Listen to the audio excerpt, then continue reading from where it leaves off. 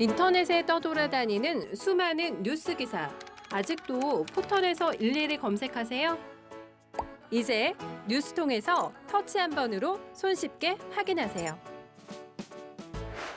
최근 내가 구독한 기사를 분석해 오늘의 기사를 추천하는 개인 맞춤형 AI 뉴스. 나만의 공간인 뉴스북에서 컨텐츠를 편집하고 이용자와도 활발한 소통이 가능합니다.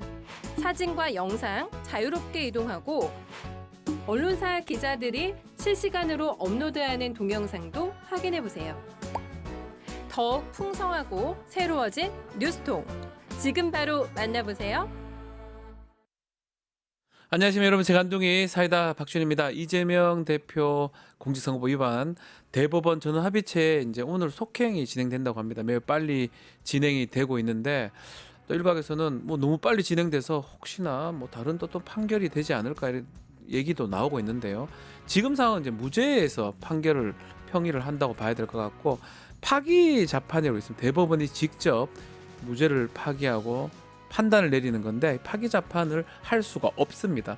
자꾸 이거 얘기를 자꾸 걱정을 하는데 파기 재판 같은 경우는 뭐 공소기각이나 유죄를 무죄로 만들 때 너무 확연해 보일 때 그런 경우 아주 예외적일 때 하는 거지 무죄를 유죄로 올려칠 때 할 수 있는 것들이 아니기 때문에 한다면 상고 기각이나 아니면 파기환송이 가능하고 파기환송이 된다 그러면 또다시 고등법원을 가야 되기 때문에 상당히 오래 또 걸린다고 봐야 됩니다. 자, 그런 부분 좀 짚어드리겠습니다. 자, 오늘도 시원하고 재미있는 소식들로 여러분 출근길 함께 하겠습니다. 생방송 중 댓글 참여 많이 부탁드리고요. 박준의 뉴스 인사이다 지금 바로 시작하겠습니다.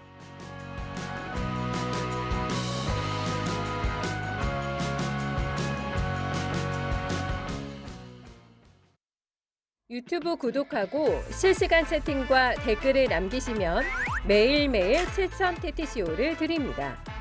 참여 방법은 통통문 어플을 다운로드하고 회원가입과 로그인을 해주세요. 마이페이지에서 나의 회원 고유 번호를 복사해주세요. 유튜브 구독 후 실시간 채팅이나 댓글창에 고유 번호를 한 번만 입력하면 준비 끝!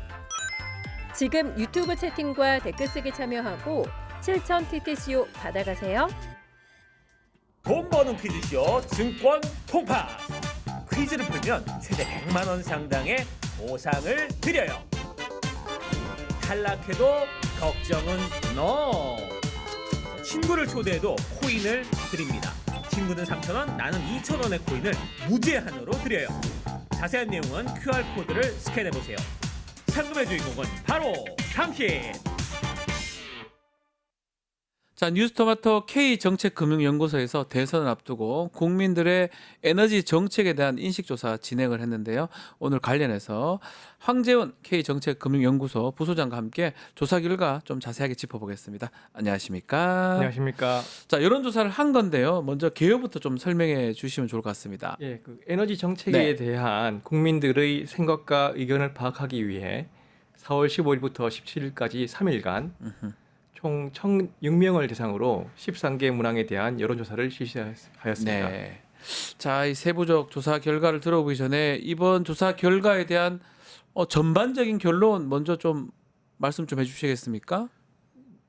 먼저 그 국민들의 전기요금에 대한 우려가 상당하다라는 것이 전반적인 결과이고요. 나왔습니까? 예. 그 제 예상보다는 국민들께서 그 에너지 정책에 대해서 조금 더 많이 파악하고 계신다라는 그것이 좀 특이했고요. 많이 알고 계시고 많이 관심을 갖고 계시다 네. 이 말씀인데. 그런데 이제 한 부분은 네. 조금 약간 인식이 부족하다고 생각하는 게 산업용 전기요금과 네. 그 제조업 간의 관계에 대해서 국민들이 조금 경각심이 낮은 편이다라는 것이고요. 전반적으로는 에너지 정책과 우리나라 경제에 대해서 높은 인식을 가지고 있었다 이렇게 평가하시면 되겠습니다. 예, 알겠습니다. 본격적인 조사 결과도 한번 살펴보겠는데요. 자, 우리나라 대기업이나 또 중소기업, 벤처기업 이게 세 개로 나눴습니다. 각각의 수출 경쟁력을 위해서 가장 중요한 요소가 뭔지 질문을 했는데요.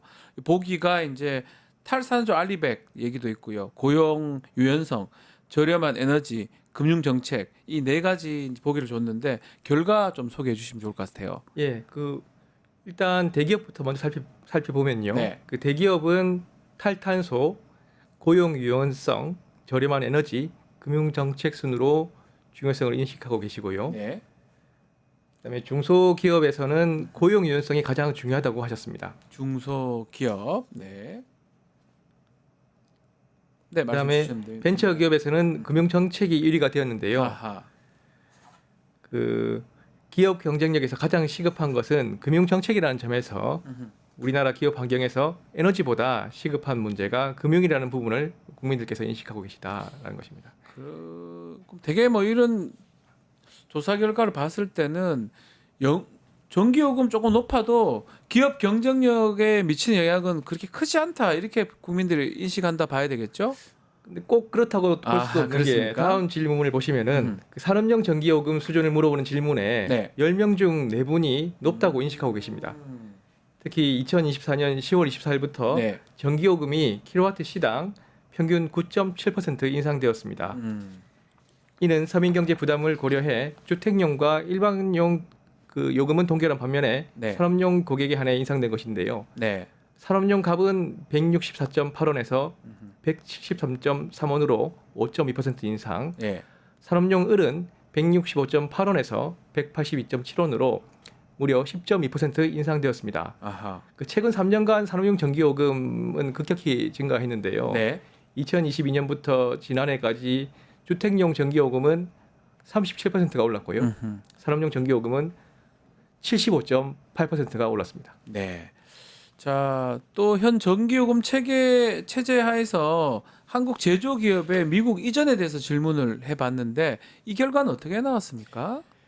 예, 이 질문에 대해서는 그 49.1%의 국민께서 우리 기업의 미국 이전이 증가할 것이라고 응답하셨습니다. 네. 거기에 별도로요, 일시적으로 증가할 것이라는 의견도 20%가 있었습니다. 나오네요.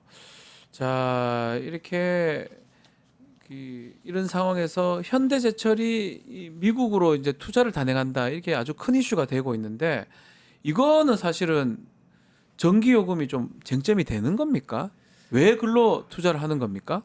예, 그 전문가들하고 네. 국민들의 인식이 조금 달라서 네. 예, 이 부분을 좀 설명을 드려야 될 것 같은데요. 국민들께서는 우선 그 관세 정책이 원인이라고 생각하시는 게 절대적 과반입니다. 관세 그렇군요. 정책이고요. 예. 현대그룹 차원에서는 이런 인식이 타당하다라고 생각이 드는데요. 그런데 현대제철 입장에서는 네. 이 전기요금 절약이 상당한 것으로 파악하고 있습니다. 아, 회사 입장에서는 그게 크다는 거죠, 예, 전기요금. 현대제철은 그 미국 루이지애나주에 전기로 기반 일관 제철소를 건립하기로 했는데요. 네. 투자 금액이 우리나라 돈으로 한 8조 5천억 정도 됩니다. 어마어마하네요. 예, 근데 이제 현대제철의 작년 전기요금 보시면은 한 1조 원 네.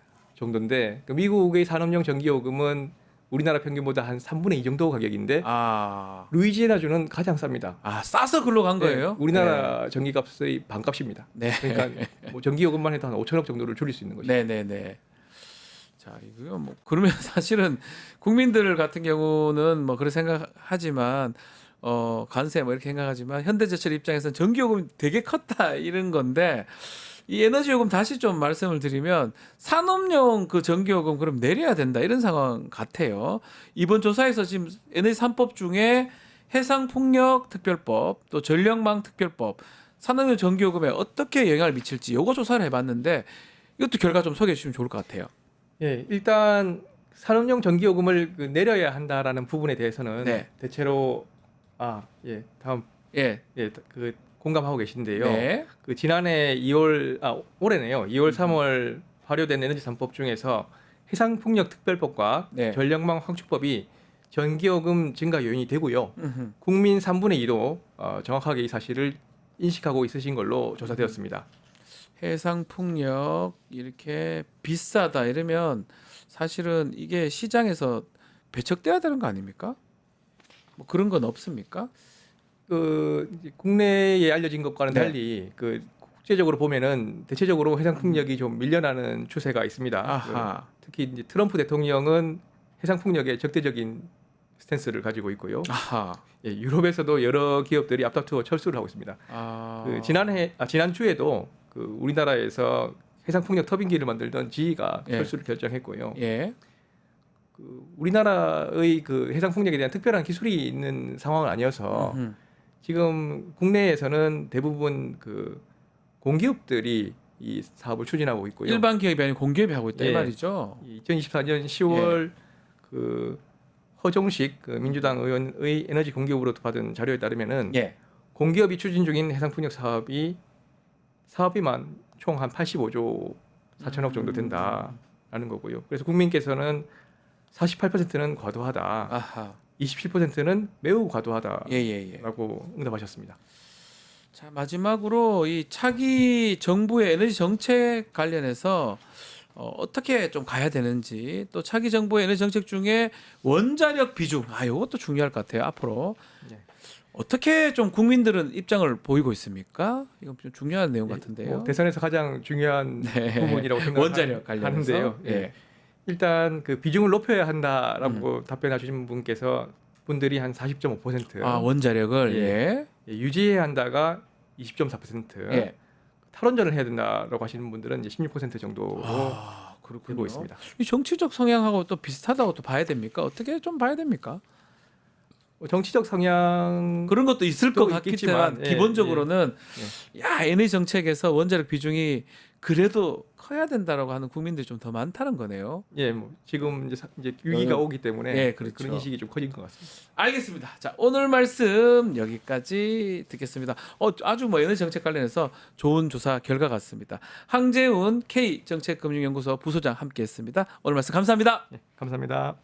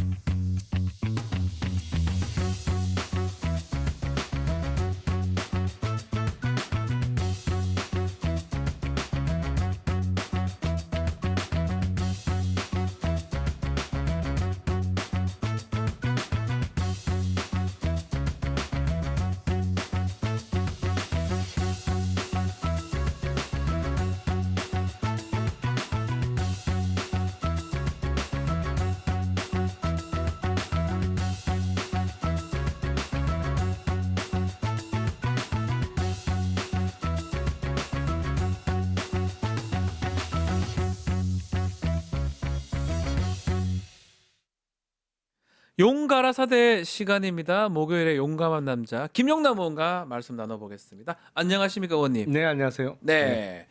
자 국민의힘 경선 얘기부터 해보겠습니다. 네. 예상대로 된 겁니까? 이거 한 명만 딱 나경원 후보 떨어지고 네. 안철수 후보 됐습니다. 그게 가장 또 눈에 띄긴 합니다. 아니 이른바 4강 네. 중에 3명은 사실 정해져 사실은 있던 정해져 거고 있었고. 오세훈 시장의 빈자리를 누가 차지할 그러니까요. 거냐. 근데 그 역선택 방지 조항이 들어가는 룰 때문에 나경원 의원이 유리하지 않겠느냐. 많은 분들이 좀 그렇게 예상을. 그렇죠. 의원님도 그렇게 예상했던 저도 걸로 저도 그렇게 기억을 예상했어요. 하고 있는데요. 예. 왜냐면 그냥 그 역선택 방지 조항이 없이 네. 지지정당과 상관없이 묻는 거라면 당연히 안철수 후보가 들어갈 거라고 예상을 했을 텐데 역선택 방지 조항 때문에 나경원 후보가 유리할 거다라고 많은 사람들이 예상을 했는데 결과는 그렇지 않았어요. 그러니까요. 제가 보기엔 일단 캠페인의 실패로 보여요. 드럼통. 나경원 후보가 드럼통. 이게 그게 참. 다른 사람을 뽑는 것도 아니고 네. 대통령을 뽑는 선거를 위한 경선이란 말이에요. 그러니까 적어도 거기 출마한 사람들은 네.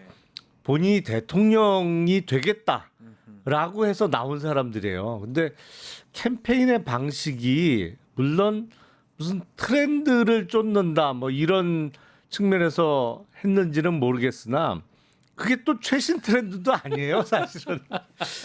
그 영화 나온 지가 10년 넘었죠. 2010년 넘었습니다. 신세계 영화잖아요. 예. 그러니까 약간 이해하기 어려운 네. 캠페인 방식이었고 그 외에도 온갖 좀 누구보다도 강성 발언이 많았거든요. 그런 게 오히려 간표 요인으로 작용한 거 아닌가. 그리고 생각보다 국민의힘 지지층이 윤석열과의 절연이 빨랐다. 적어도 현역 의원들보다는. 아하, 국민의힘 지지층은 예. 다르다는 거, 조금 다르다는 예, 거. 요거 예. 봤을 때는 예. 4인 뽑았는 거 봤을 때는 만약에 그 의원들하고 같이 갈 것 같으면 나경원이 됐을 가능성이 높은데 그렇죠. 안철수 후보가 됐다는 걸 봤을 때는 지지자들은 조금 달리 보고 있다. 이거 탄핵된 건데 끝까지 가면 안 된다. 이런 생각들을 갖고 계시다는 거네요. 그러니까 탄핵에 대해서 찬반이 정확하게 2명씩 네. 4강에 올라갔잖아요. 2대2. 그러니까 지금 국민의힘 주류 입장은 사실은 윤석열과 여전히 한 몸처럼 묶여 있는 게 주류의 입장인데 네. 그거하고 지지층은 또 다르다는 게 드러난 거죠. 자, 일단 홍준표, 김문수 두 사람이 서로 1등이라고 주장하는데 사실 그 득표율을 공개할 수는 없잖아요. 그렇죠. 네. 일단 뭐 비공개이긴 하지만 4강의 그 순위 어떻게 예상합니까? 우리 의원님께서는? 저는 글쎄요. 뭐 이거는 그냥 중요한 건 추측입니다. 아닌데 추측입니다. 예, 공개가 안 공식적으로는 되니까. 예. 발표가 안 되니까. 예. 1위는 김문수 후보 아닌가 싶고 예, 김문수. 2위는 한동훈 후보, 아. 3위가 홍준표 예. 후보, 뭐 4위는 안철수 후보 이렇게 순서대로 된 거 아닌가 싶어요. 아하. 그러니까 홍준표 후보가 글쎄 뭐 썩 훌륭한 정치인이다 이렇게 단언하기는 어렵지만 무엇보다도 어떤 경쟁력, 돌파력 이런 거는 있다는 평가를 받아왔는데 아직까지는 이번 경선에서는 그런 모습이 안 보여요. 그러니까 예전 그 모습들이요 별로 아직 없습니다. 예, 예. 예. 그래서 아직까지는 조금 밀리고 있는 거 아닌가 뭐 이런 생각이 듭니다. 그리고 아무리 타격감이 없다고는 하지만 명태균 게이트와의 관련성이 작용을 전혀 안 한다고 단언하기도 어렵죠. 그리고 홍준표 후보의 최측근이 또 얼마 전에 그냥 출국을 해버렸잖아요. 최모 씨요. 예. 그러니까 왜 갔겠어 해외에 뭐 이런 것도 작용을 좀 하고 있는 것 같고요. 네. 이제 4강이 지금 하는데 말씀처럼 2대 2입니다. 네. 뭐 찬탄, 반탄 2대 2. 앞으로 이 구도가 최종 2인을 선발하는데 어떤 영향을 좀 줄까요? 이 2대 2. 근데 앞으로 남은 경선에서 최대 변수는 이른바 한덕수 출마설 같아요. 그렇군요. 예. 예. 그러니까 지금 후보들이 적어도 경선 과정에서는 한덕수와의 연대를 미리 끊어놓는 게 불리하다고들 판단하는 것 같아요. 그러니까, 뭐 그게 약간 미묘한 게 있죠. 네. 그러니까 국힘 당원들이나 지지층 입장에서는 대선을 이기길 바라고 대선을 이기기 위해서는 한덕수 후보와의 어떤 단일화 내지는 연대도 열어놓는 후보를 경선 과정에서 일단 표를 찍어줄 사람이 조금 더 많은 거 아닌가 이렇게들 판단한 것 같아요. 그래서 지금까지 보면 그 4강이 발표나기 전까지 한덕수 권한대행과의 그 이른바 단일화에 가장 오픈된 자세를 보인 게 김문수 후보입니다. 후보잖아요. 예. 그리고 한동훈, 홍준표는 부정적인 면을 내비쳤어요. 네. 근데 지금 달라지고 있잖아요, 기류가. 일단은 뭐 연대 가능성을 열어놓고들 경선을 하고 있는 거죠. 네. 근데 전체적으로 보면, 그러니까 각 후보들 입장에서는 본인의 경선 승리 가능성을 높이기 위해서 스탠스들을 바꾸고는 있는데 전체적으로 보면 국민의힘 경선에 대한 관심도를 좀 떨어뜨리는 거 아닌가? 아하. 이런 생각이 듭니다. 왜냐하면 이 최종 결선이 아니잖아요. 이번에 그 4명, 2명 이렇게 결선 제도까지 예선입니다. 부전승을 하면 올라가 있는 그러니까요. 거잖아요. 결국은 그게 사실 보는 사람 입장에서는 답답합니다. 뽑아줘봤자 또 다시 붙어야 되는 거잖아요. 그렇죠. 아, 근데 저는 과연 그 지금 후보들의 입장이 또 5월 3일 날 최종적인 승자가 결정되고 나면 또 바뀔 거라고 생각해요. 아니 근데 저는 또 궁금한 게 이렇게 예선전 치러서 부전승에 지금 한덕수 있다. 예를 들어서 좀 힘이 안 날 것 같기도 하고 내가 국민의힘의 후보가 됐는데 또 굳이 또 예컨대 무소속 나온 한덕수하고 붙는 거 그걸 굳이 지금은 예선 하니까 뭐 받아들인다 하더라도 본인이 후보가 됐는데 그걸 받아들입니까? 그 이해가 안 되거든요, 저는. 후보 되고 나면 네. 마음 바뀌죠. 화나죠. 아무것도 아닌 사람이 난 이렇게 고생해서 올라왔는데 아무것도 아닌 사람이 앞에 있다가 같이 하자고 하면 그걸 어떻게 받아들입니까? 그것뿐만 아니라 예. 국민의힘 후보로 결정된 사람이 훨씬 유리하거든요. 그러니까요. 못 이깁니다. 일반 무소속이 못 이길 수 아니 있습니다. 단일화 방식이 뭐 어떤 방식이냐에 따라서 유불리는 갈릴 수 있습니다만 네. 예를 들어서 국힘의 최종 후보가 단일화 협상에 응하지 안 해버리면 안 하면 어떡할 그러면 거예요? 그만인 거잖아요, 사실은. 그만이죠. 왜냐하면 국민의힘 후보는 얼마든지 선거를 치를 수 있어요. 네. 왜냐하면 당 돈으로 쓰면 되니까. 예, 자기 돈도 아니고요. 이번 대선이 법정 선거 비용이 대략 530억 정도 되는데 한덕수 총리는 나와봤자 일단은 무소속으로 나오는 거잖아요. 자기 돈으로 해야 돼. 해보시라. 그 완주하시라. 또 돈이 안 돼요. 그 그러니까. 반기문 사무총장 받잖아요. 그러니까 열심히 하시라고. 그냥 그래 버리면 결국에는 이 위축되는 거는 한덕수 무소속 후보. 그때 만약에 무소속으로 출마를 한 상태라면 그냥 놔두면 대선 완주 절대 못해요. 다시 돌아가서 지금 이제 4명인데 최종 2인 또 뽑고 50% 바로 넘기는 후보는 좀 어렵겠죠. 안 나올 것 같아요. 아, 그거는. 최종 1위는 예측 잘 하시니까요. 아니 요새는 좀 많이 틀렸어요. 틀려도 되긴 일단, 한데. 네. 홍준표 후보의 부진 때문에 네. 결선에는 김문수, 김문수. 한동훈 올라갈 가능성이 있고 물론 네. 홍준표 후보가 이제 선거 전략도 바꾸고 분발할 수도 있겠습니다만 지금 상태라면 김문수, 한동훈 결선 가능성이 있고 네. 그런 상태라면 김문수 후보가 최종 후보가 될 가능성도 꽤 높아 보여요. 김문수 후보가 되면 또 다시 돌아가서 한덕수 권한대행이 만약에 나온다면 네. 두 사람의 단일화 부분. 그나마 김문수 후보는 그 얘기를 많이 했잖아요. 하기도 했고 예. 아마 김문수 후보 지금 캠프에 들어가 있는 현역 의원들이 국회의원들.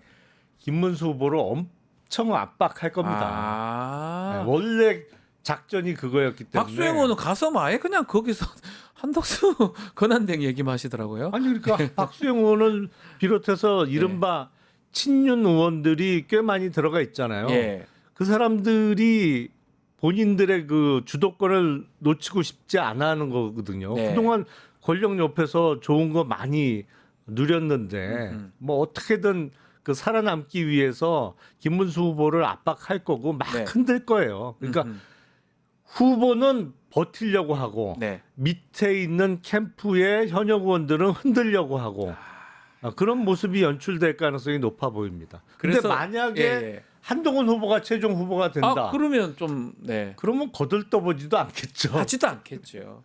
야, 근데 결국 이번에 이 4인 뽑을 때 안철수 후보가 됐다는 부분 때문에 그래도 그나마 한동훈 후보 뭔가 가능성 있지 않는가 이런 또 예측 분석도 있는 것 같습니다. 가능성 있죠. 예, 예. 예, 지금 생각보다 빠르게 윤석열과의 절연을 이미 그러니까요. 지지층은 하고 있는 거로 보이거든요. 더 현명해요, 어쩌면 지지자들이 현역 의원들보다는 훨씬 합리적이고 예. 이성적이죠. 이성적인 거죠. 현역 의원들이 이상한 거죠. 탄핵이 됐고 파면이 됐는데 그걸 따라간다는 게 사실은 선거를 하지 말자는 거랑 똑같거든요, 사실은. 그 사람들은 사실은 대선의 승리 여부는 별 관심이 없어요. 그러니까 대선 이후에 네. 당권에 목적이 있는 거기 때문에 뭐 사실은 그 목적으로 지금 다 움직이고 있는 거죠. 이 한덕수 대행 하여튼 아직까지 최종 결정을 못 하고 왔다리 갔다리 하는 것 같습니다. 지방 유세도 자꾸 유세는 아니죠. 지방 뭐 시장이나 사실상 유세. 그 가는 거는 사실은 보면 행동하시는 거는 대권 행보로 보이거든요. 그렇죠. 본인이 아직까지 아직 결정을 못하지만 하고 싶은 생각은 있는 것 같은데 5월 3일 진짜 얼마 안 남았습니다. 사퇴 시한이 지금 남아 있기 때문에 5월 4일이잖아요. 5월 4일. 그러면 출마 가능성은 어느 정도 있다고 보십니까? 아니 출마하고 싶은 마음 내지는 결심은 이미 한 거로 그렇게 봐야겠죠. 보이는데 아니 그게 없으면 호남에 자동차 공정 갔다가 그걸 울산에 울산에 조선소 갔죠. 갔다가 평택에 미군 부대 갔다가 자기 군번 뭐 얘기하고 네. 왜 하겠어요? 뭐 출마한다는 얘기죠. 근데 네. 과연 가능할까? 지금 이 시점에 가장 우리나라에서 말이 안 되는 공직자는 한덕수 총리예요. 하여튼, 그렇잖아요. 네, 예. 지금 그 김상민 전 검사라고 네. 현직 검사로 있으면서 창원에 출마할 듯한 태도를 보인 뭐 단체 문자 맞아요. 뿌리고 아마 출판 기념회도 했던가 깜짝 놀랐습니다. 뭐 하여튼 그런 거 서울중앙지검에 있는데 그걸 했어요. 네. 네. 한 사람 뭐 징계 받았고 네. 지금은 또 수사도 받고 있던가 뭐 지금 그런 것 같은데 그 공수처 징계 수사 받고 받은 게 있죠. 뭐예요? 예. 이거잖아요. 아니 공무원의 정치적 중립 의무 위반 네. 현직에 있으면서 출마할 듯한 결국 출마도 못했는데 그 출마할 듯한 태도를 보인 게 징계 사유잖아요. 네. 근데 징계 사유로 보면 한덕수 총리는 훨씬 명백하고 중대한 징계 사유죠, 사실은. 그렇죠. 그렇죠. 누가 봐도 네. 딴 사람도 아니고 대통령 권한대행인데 본인이 막 선거운동을 사실상 하고 있어 지금. 징계 사유예요. 그러니까 탄핵소추 얘기가 또 나오는 건데 본인은 사실은 민주당에서 탄핵소추를 해주기를 바라고 있겠죠. 그래야 출마 명분을 좀 더 얻을 수 자연스럽게 있으니까. 나갈 수 있으니까. 네. 자연스럽게 그냥 내가 권한대행으로 일을 마무리하고 싶었는데 민주당에서 나를 탄핵소추 하려고 이제 내일 모레 본회의가 잡혀 있어서 내가 할 수 없이 사퇴한다. 그리고 이제 출마하는 수순으로 넘어가고 싶을 텐데 민주당이 안 해주잖아요. 근데 저는 진짜 궁금한 게 한덕수 권한대행이 무슨 경쟁력이 있긴 있습니까? 없죠. 근데 뭘 저렇게 하고 싶어요? 근데 이렇게 막 자꾸 그런 얘기 들으면 나 될 것 같다 이런 생각이 들어서 저러는 건가요? 좀 신기해서 그럽니다. 우리 객관적으로 봤을 때는 택도 없는 사람인데 1%도 가능성 없어 보이는데 주위 사람들이 부추기는 것도 물론 예. 작용할 텐데 가장 큰 이유는 아마 사모님이 어디 가서 점괘를 봤는데 점괘가 잘 나온 모양이에요. 꿈도 뭐 예지몽이가 꾼다고 뭐 아니 그러니까 그러더라고요. 6월에 뭐 대운이 들어온다는 어떤 점괘를 받아온 것 같아요. 그럼 차라리 로또 같은 걸 하시는 게 맞지 않나요? 이거 되지도 않는 걸 한다는 게 네. 아니 근데 본인은 이제 그걸 철석같이 믿는 모양이죠. 아니, 가능성도 저 경쟁력도 1도 없어 보이기도 하고 더더군다나 지금 이런 어려운 상황에 대행이라는 중대한 역할을 맡고 있는데 본인 앞으로 이게 지금 큰 문제에 빠질 수도 있는데 저거가 욕심이 난다는 게 참 저는 이해가 사실 너무 안 돼서 그러고 제가 그래서 말씀드렸잖아요. 예. 이 시점에 우리나라에서 가장 말이 안 되는 공직자다. 그러니까요. 예. 약간만 객관화시키면 저는 알려주고 싶어요. 될 수도 없다. 1%도 없어요. 제가 봤을 때는. 근데 그걸 한다고 앉아 있는 게 오히려 김용남 의원이 저랑 확률이 비슷하거든. 그 사람이나 될 가능성 없다고 보는데 뭐하러 저걸 한다고 저렇게 그래도 난리를 치는지. 제가 조금 더 높지 저는 않을까? 김용남 의원님이 더 좋다고 보는데 본격적으로 하면 하신다면 아니 지금 저기 권한 대행이 대선 나간다고 자기 당도 아니고 지금 당도 아니고 사퇴 시한도 잡혀 있고 아유 저는 사실 이해가 안 돼서 질문 드려보는 겁니다. 일단 네. 그 정치라는 게 속내는 다를지라도 네. 겉으로 보여지는 모습에서 명분은 잡고 가야 되잖아요. 맞습니다. 일단 명분이 서질 않아요. 제 말씀이요. 명분이 그거 우리 범죄와의 전쟁인가요? 그 깡패들 그것도 그 명분 있어야 된다 아닙니까? 명분 이 얘기 하시잖아요. 정치는 명분이거든요. 명분조차도 없습니다. 네. 될 가능성도 없고 그래서 이해가 안 돼 질문 드려봤는데 근데 진짜 객관적으로 보면 100% 맞는 말씀인데 진짜 점괘는 달리 나온 모양이에요. 점괘가 네. 달리 나와서 그런지 알겠습니다. 뭐 이제 시간 얼마 안 남았으니까요. 지켜보기로 하고요. 자, 요 얘기 또 질문 한번 드려보겠습니다. 민주당 뭐 경선하고 관계된 부분이긴 한데 공직선거법 대법원 재판이 아주 좀 빨리 진행이 되는 것 같습니다. 전원합의체 넣은 것도 좀 그렇고요. 오늘 지금 심리를 또 한다고 하거든요. 네. 이게 한 달에 한 번 정도 심리하는 걸 두 번 일주일에 두 번째잖아요. 지금. 이거 왜 이렇게 진행이 되는 겁니까? 어떻게 이해하고 계십니까? 일단 전원 합의체에 회부된 거는 뭐 어느 정도는 예상할 수 있었죠. 네. 워낙 사회적인 이목이 집중되는 주요 사건이니까 소부에서 하는 거는 적절하지 않고 대법원 전원 합의체로 넘어가는 가능성이 높다. 뭐 그거는 뭐 네, 그럴 수 얼마든지 있다. 예. 그 예상됐던 건데 갑자기 전원합의체 심리를 일주일에 2번째 연다? 그래서 전원합의체로 넘어가는 순간에 이거는 소부에서 할 때보다 훨씬 늦어질 수밖에 없다. 네. 원래 그렇거든요. 그렇게 생각했던 분들이 많은데 했는데 오, 아니에요. 속도를 냅니다.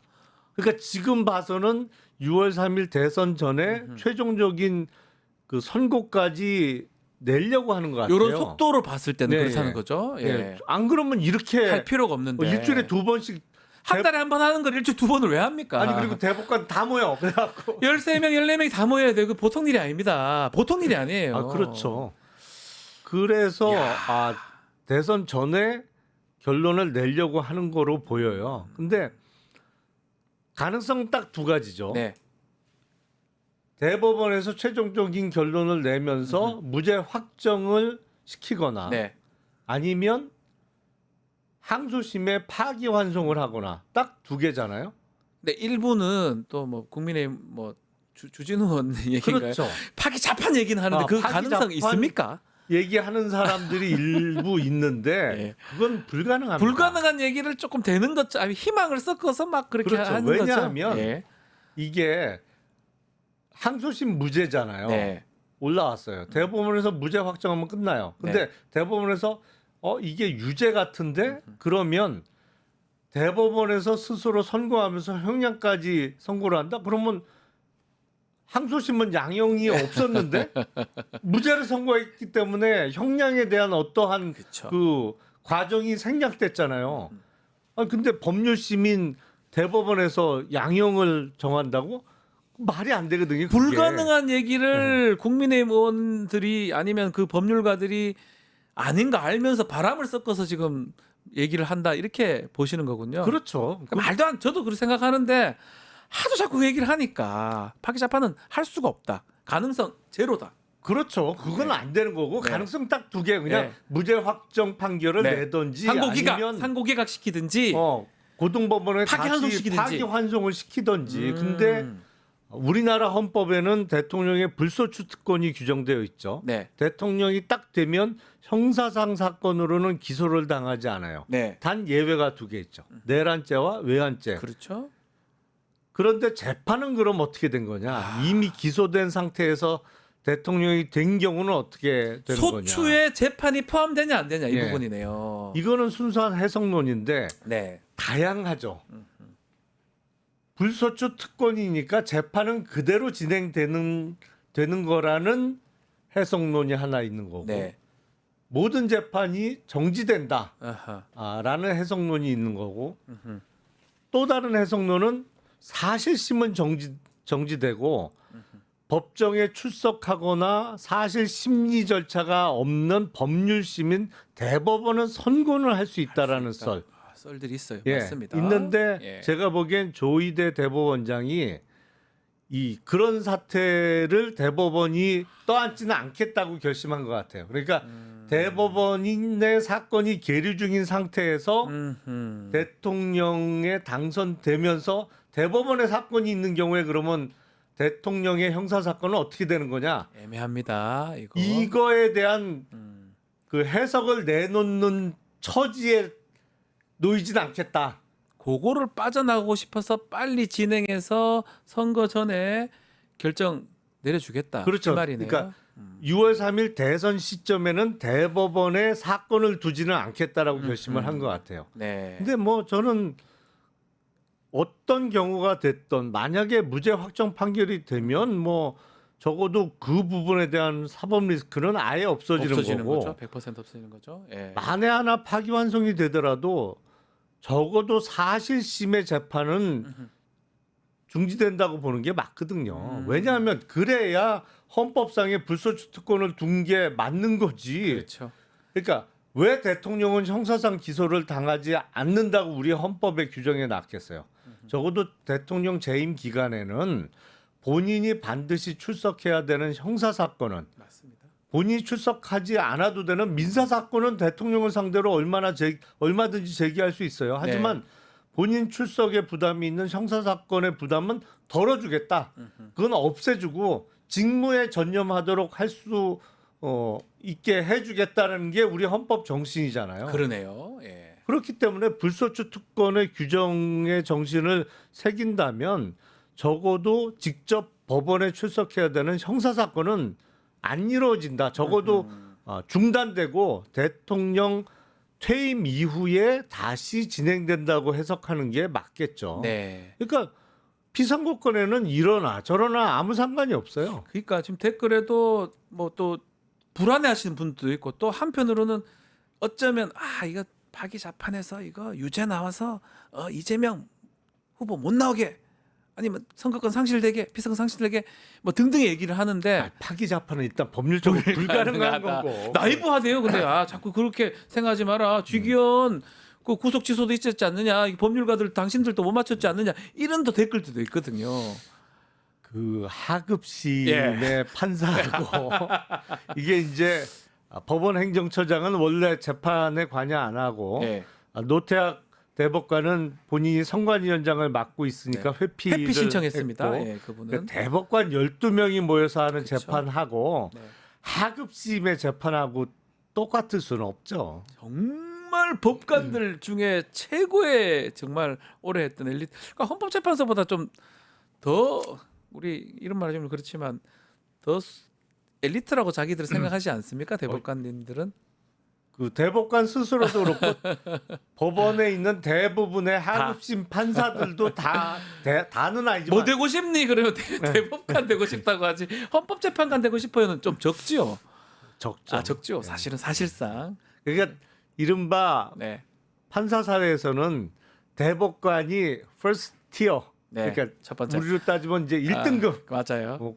그다음 이제 헌법재판소. 뭐 헌법재판관. 근데 이번에 헌법재판소가 주목을 많이 받았잖아요. 그렇죠. 사실은 어떤 사회 국가적인 네. 영향력이나 다루는 사건의 성질은 어떤 측면에서는 대법원보다 헌재가 더 중요하죠. 이번에 와, 이건 네. 아마 또 그런 것도 있었던 것 같아요. 우리 대법원도 할 건 해야 되겠다. 이거 나중에 끌면 문제 되겠다. 이런 좀 판단에 조일희 대법원장이 조금 이상하지만 빨리 땡겨가지고 네. 전화합시 넣고 심리 속행 막 계속 하는 게 아니냐 이런 생각도 좀 드네요. 네. 해야 된다 이런 생각에 알겠습니다. 상고 기각 나올 가능성이 좀 더 높을까요?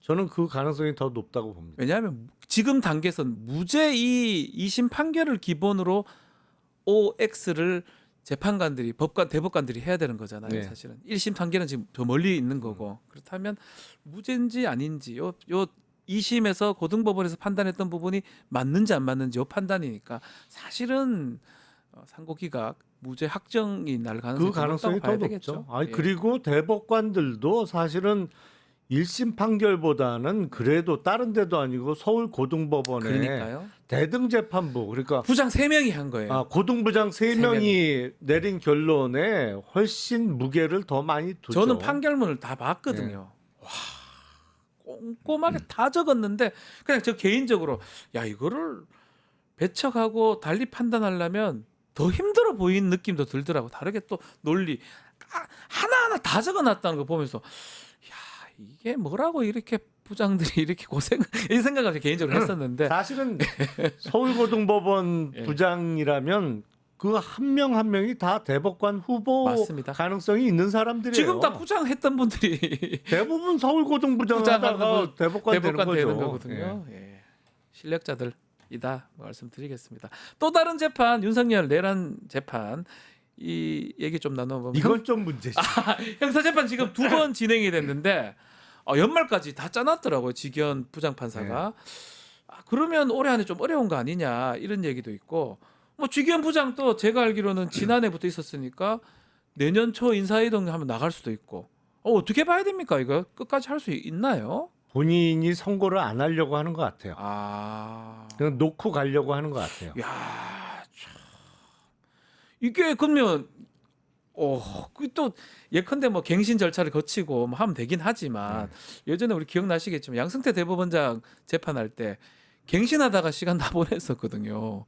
한 5, 6년 했죠. 그러니까 네? 이 갱신이 뭐냐면 재판부가 바뀔 때 새롭게 이제 했던 재판을 그렇죠. 다 다시 적시하고 뭐 현출하는 건데 그러면 직위원을 시킬 이유가 사실 없었다고 봐야 되지 않나요? 처음부터 어긋난 거죠. 예. 그러니까 이런 주요 사건은 구속이 돼서 재판이 시작됐잖아요. 네. 그러면 구속 기간 내에 끝내는 게 맞죠. 그러니까요. 6개월 안에 끝내야 돼요. 6개월 안에 원래 끝내야죠. 같으면. 네. 근데 이거를 덜컥 불구속으로 석방을 해놓고 이렇게 뜨문뜨문 사실은 이제 다른 일반 사건보다는 자주 재판을 한다고 볼 수 있습니다만 네. 무엇보다도 중요한 주요 사건이잖아요. 예. 그러면 이른바 집중심리 비슷하게 재판을 일주일에 2번 이상 열어서 빨리빨리 끝내서 결론을 빨리 내야죠. 제가 그 부분을 좀 궁금해했습니다. 예컨대 이게 배심원 재판이라 그러면 집중 심리하면 사실은 진짜 빨리 진행도 되잖아요. 그렇죠. 뭐 어떤 사건에 따라서는 뭐 쟁점도 많기도 하지만 헌법재판소에서 어느 정도 정리했던 부분도 있을 뿐더러 좀 빨리 할 수 있는 방법은 아예 없는 건가요? 저는 있죠. 왜 없어요? 저는 왜 저렇게 12월까지 다 잡아둔 것도 좀 의문스럽기도 하거든요. 기본적으로 예. 이게 언제부터 시작됐는지 최근에 그 검찰의 기소 행태도 문제예요. 네. 무조건 기록을 두껍게 만들어요. 그래서 수십만 페이지짜리 기록을 만들어요. 근데 사실은 그 기록에 포함된 증거들을 보면 이런 걸 왜 증거라고 제출을 해? 저 통신 자료 이런 거 있잖아요. 이만 다 네. 필요 없는 볼 네. 필요 없는 내용이잖아요, 사실은. 그거 다 넣습니다. 아니 그리고 그 언론 기사 스크랩을 그거 왜 왜 넣습니까? 집어넣어요 거기다가? 그 궁금하지도 않는 거를. 사실은 증거 목록 보고 이거 다시 재검토해서 증거 예. 제출 여부 다시 검토해서 예. 그 알려달라고 하면 절반 이상은 없어져야 될 재판 지위 증거입니다. 어떻게 하냐에 따라서 달라질 그럼요. 수도 있다 이 그럼요. 말씀이시죠. 적절하게 소송지휘권을 행사하면 예. 오래 걸릴 일이 없어요. 왜냐하면 사안이 단순하잖아 이게. 사실은 어쩌면 매우 단순합니다. 매우 단순하죠. TV 다 나왔어요. 예. 헌법재판소에서 증인들 나와서 증언 다 해버렸어요. 네. 그거 그대로 채용하면 되는 거고. 아 뭐 제 생각이 아니 그러니까 자 12월 3일과 네. 12월 4일에 걸친 일인데 12월 3일 날 이른바 실행에 착수가 네. 된 거고 4일 날 종료가 됐어요.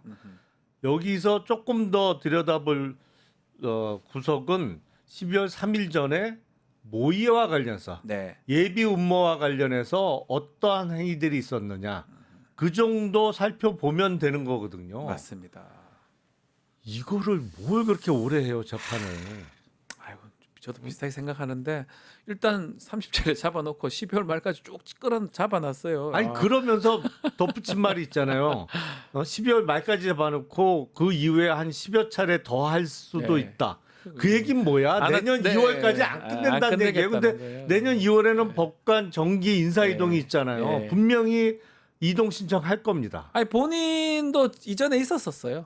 그러니까 이번에 이 사건 때문에 좀 더 연장된 상황인데 어쩌면 아니 그러니까 자기 딴 데 보내달라고 하겠죠.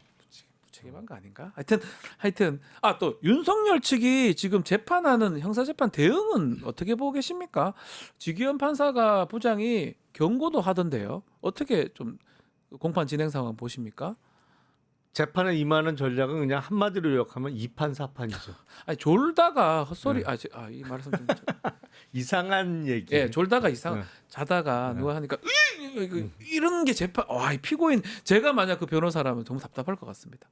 입을 닫게 한다든지 가만히 있으면 더 좋을 건데. 사실은 제일 열받을 사람은 재판부죠. 네, 재판부죠. 재판부가 제일 열받아 해야 되죠. 네. 근데 뭐 그런 말이 있던가? 뭐 너무 가만히 있었더니 가만히로 본다. 보이나?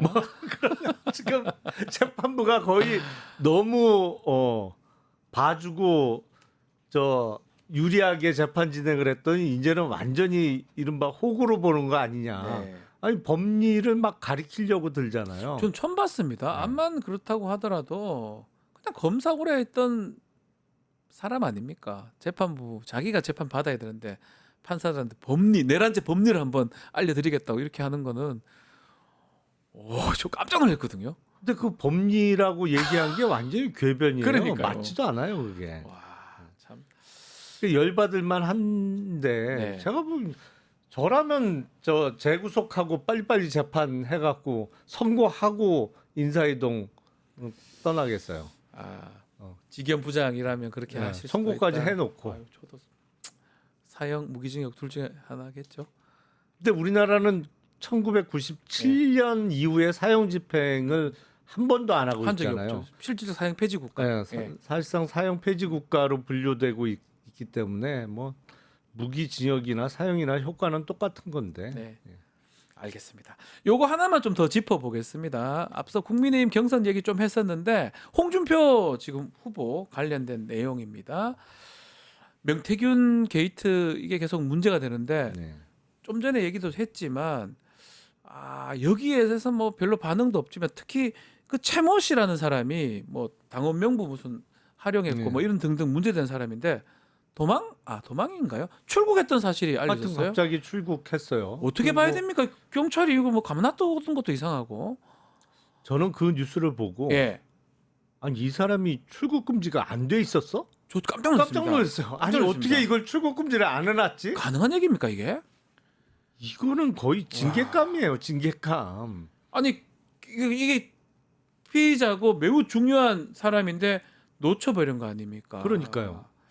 그러니까 일단 출국 금지가 왜 안 돼 있었는지부터 따져봐야 될 것 같아요. 그리고 지금 어느 나라로 갔는지 확인이 됐는지 모르겠습니다. 말레이시아라고 하긴 하는데요. 말레이시아. 몇 군데 근데 싱가포르 갔던데 거기 지금 있다는 것도 장담을 못 그러니까요. 합니다. 그래서 그 국제 수사 공조를 요청해서 네. 되도록이면 빨리 신병 확보를 해야 되고 일단은 이게 수사가 엉망으로 진행되고 있구나 지금. 명태균 관련된 수사가 제대로 안 되는 느낌이 그러니까요. 계속 지울 수가 없어요. 아니 이런 주요 범죄 혐의자를 바로 출국 금지 시켜야죠. 가는데 놔두면 어떡합니까? 그러니까 출국 금지를 안 해놨다는 것 자체가 놀랍습니다. 아이 얘네들 수사할 생각이 없구나. 아니 그러니까 지금 또 하나 그래요. 김건희 아직 조사도 안 하고 있거든요. 그러니까요. 핵심 피의자입니다. 뭐 변호인 선임은 지금 했다고 하는데 어쨌든 이 부분을 봤을 때도 조사가 제대로 되냐 이 의심을 지울 수가 없습니다. 국민들이 봤을 때는. 계속 확인되는 거죠. 이거 네. 수사할 생각이 없구나 제대로. 네. 예. 말도 안 되는 일이죠. 그걸 어떻게 출국 금지를 안 해놔요. 그러니까요. 알겠습니다. 자 조사가 앞으로 이 사건이 국민의힘 경선에 큰 영향 미칠까요? 이런 식으로 수사가 진행되면 영향을 별로 안 미치겠죠. 조사 못하는 거잖아요. 그러니까. 핵심 아니 피의자 그리고 또 다른 측면에서는 홍준표 후보의 개인적인 캐릭터도 영향을 적게 받는 게 있어요. 왜냐하면 같이 명태균이 묻어도 오세훈 시장은 좀 타격감이 있어요. 네, 뭐 그래도 깨끗한 이미지 맞습니다. 뭐 나름대로 거의 처음이에요. 이런 네. 데이트에 빠져든 거는. 정직한 네. 이미지 같은 게 있었는데 명태균 연루설이 나오면서 타격감이 있었습니다만 홍준표 후보는 또 달라요. 그러니까 그런지 몰랐어? 예. 뭐 이런 거 있잖아. 아니 뭐 예전에도 뭐 그런 거 하면 막 더 막 소리 지르시고 이러니까 저 정도는 뭐 이렇게 그러니까 그 말씀이잖아요. 아니 그러니까 그죠? 예. 원래 그런 사람이야. 아니 그러니까 비유를 하자면 같은 대마초 사건이 벌어져도 연예인에 따라서 타격감이 아주 심한 케이스가 있고 맞습니다. 아니 뭐 그렇지 뭐 이렇게 넘어가는 사람이 있는 고작 거고. 대마야 이렇게 죄송합니다. 그런 경우잖아요. 알겠습니다. 자, 오늘 시간이 좀 다 돼서 오늘 말씀은 여기까지 드려야 될 것 같습니다. 김용남 의원과 함께했습니다. 감사합니다. 네, 감사합니다.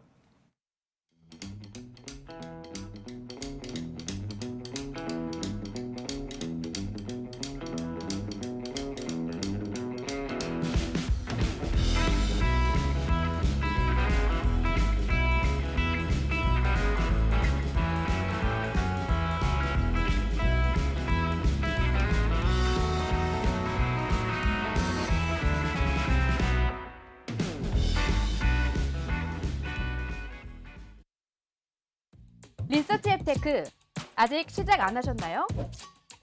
생각만 공유해도 리워드가 쌓이는 서치통 지금 시작해보세요. 원아이디 로그인 후 패널 가입 시 약 3,000원 상당의 리워드 적립. 리서치에 참여하실 때마다 현금처럼 사용 가능한 PTR 적립. 내가 초대한 친구가 패널 가입을 할 때도 리워드 적립. 지금 바로 서치통에서 우리 지역, 우리나라의 사건, 사고들에 대한 리서치에 참여해주세요. 국내 MTS의 선두주자 증권통. 모든 투자 자산을 한눈에 오케이. 투자 고수의 거래 내역을 구독하고 주식 투자를 더 쉽게. 거슬리는 하단 광고도 노에드 가입하면 더 넓고 더 많아지는 나의 관심 종목들. 쉽고 빠른 주식 투자 증권통. 이슈 삼합 시간입니다. 김필성 변호사, 신주인 변호사 두 분 함께하겠습니다. 안녕하십니까? 네, 안녕하세요. 네. 자, 공식 질문 드려보겠습니다. 두 분께서 집중했던 또 관심을 가졌던 정치 뉴스 이슈 어떤 게 있습니까? 네. 건진법사. 건진법사 전성배 씨 집에서 발견된 아하, 신권. 예, 5천만 원 네. 관봉권이라고도 하는데요. 네. 이 관봉권이라는 거는 아하. 아예 일반인들, 민간인들은 접근할 수 없는 형태입니다. 신권 이상인 거예요, 관봉권은? 그럼요. 네. 한국은행에서 아하. 밝힌 바로는 네. 이렇게 관봉권이라는 거는 이제 신권인데 그걸 딱 비닐 포장을 해가지고 금융기관으로 보내는 거다라는 우와. 거예요. 지난해 12월에 예. 이 전성배 씨 자택에서 압수한 현금이 1억 6,500만 원인데요. 이게 네. 다 5만 원짜리 돈 따버렸는데 네. 이 중에 5천만 원이 음흠. 이렇게 관봉권이라는 거예요. 네. 그렇기 때문에 이거는 민간인이 지금 이 전성배 씨 말로는 전부 다 기도비래요. 자신이 받은 돈은 전부 기도비인데. 한국은행에서 기도합니까? 그러니까요. 한국은행에서 기대해 주세요. 뭐 이럽니까? 그러니까요. 그러니까 이게 단순한 기도비 이런 취지의 돈은 아니다라는 것이고요. 심지어 이 돈이 발행된 날짜가 찍혀 있는데요. 언제입니까? 그게 2022년 5월 13일. 엄마야. 그 윤석열 씨가 취임 후 3일. 예. 3일 후 발행된 신권이라는 거예요. 날짜하고 시간 다 나와가 있어요. 네. 그렇기 때문에 와, 이거는 이거 뭐. 매우 수상한 관봉권인데 아하. 지금 계속 검찰은 이 전성배 씨가 정치 브로커로서 뭐 소개를 해주면서 그 사람들에게 로비 활동을 하면서 대가로 받은 것이다. 이제 이렇게 보고 있는 상황이고요. 그리고 실제로 조사를 하면서 뭐 돈을 다 뭉태기로 갖고 와서 누가 줬는지 기억도 못한다. 뭐 이렇게 이제 진술을 한 걸로 밝혀지는데 전성배 씨는 그 윤석열 대선 당시 선거 캠프에서 네, 그 네트워크 본부의 고문 맞습니다. 역할을 했고요. 윤석열 후보 막 등 때리고 막 네네 있던 이렇게 사람이잖아요. 소개하면서 여기 후보 네, 이렇게 그렇게 했고 그리고 그 전에는 코바나 컨텐츠의 고문 직책을 맡고 있었어요.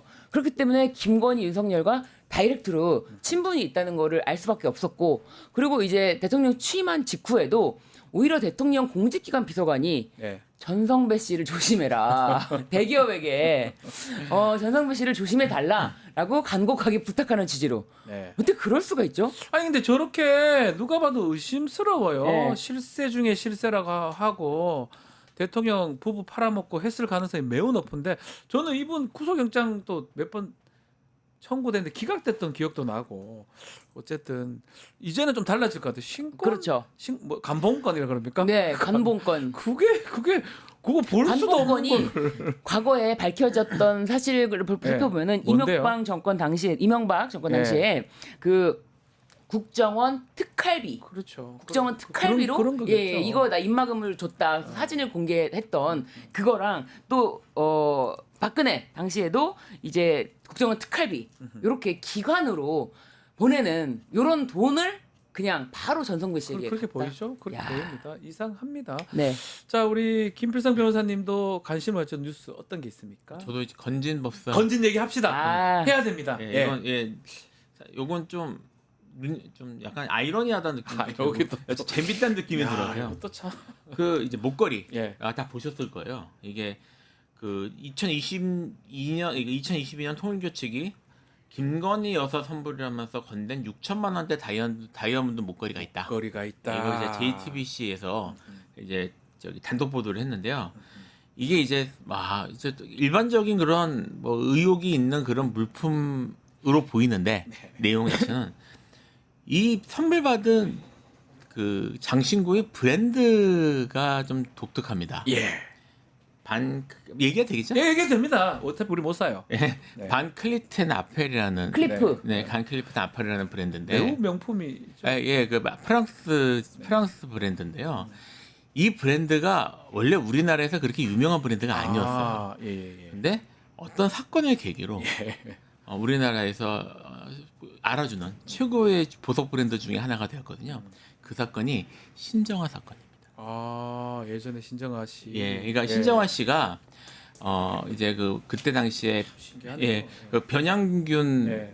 실장이던 거예요. 그분한테 이제 하고 뭐 선물 받고 했다는 그 신정아 씨가 이 브랜드를 좋아해서 이 브랜드로 선물을 받았대요. 변양균 정책실장한테 받았는데 받았다는 거네. 예, 받아서 그래서 이 제품이 유명해진 겁니다. 근데 또 하필이면 신정아 씨는 윤석열한테 조사받은 적이 있어요. 그래서 제가 그 얘기를 그것도 하는 신기하지 않습니까? 예. 그때 이제 찾아봤는데 그때 이거 받았던 목걸이를 그러니까 장식물 다 합쳐도 4,700만 원어치였대요. 근데 한 번에 6천만 원짜리 목걸이를 이제 걸고 나오신 거예요. 예. 갈고 나오셨는데 그러니까 결국은 이 신정아 씨가 받았다는 것도 그 윤석열 당시 이제 검찰 예. 검사가 검사였어요 당시 수사를 했고요. 주인 예, 검사. 얼마 전에도 다시 주목을 받았지만 얼마 너무 가혹하게 해서 네. 뭐 좀 끔찍한 일들도 있었고 이런 엄청난 얘기 막 그 얘기가 창피한 있었죠. 그런 얘기도 본인이 예, 하셨어요. 그런 얘기 나왔죠. 예. 그때 조사했던 문제의 브랜드가 이 브랜드였는데 다시 좀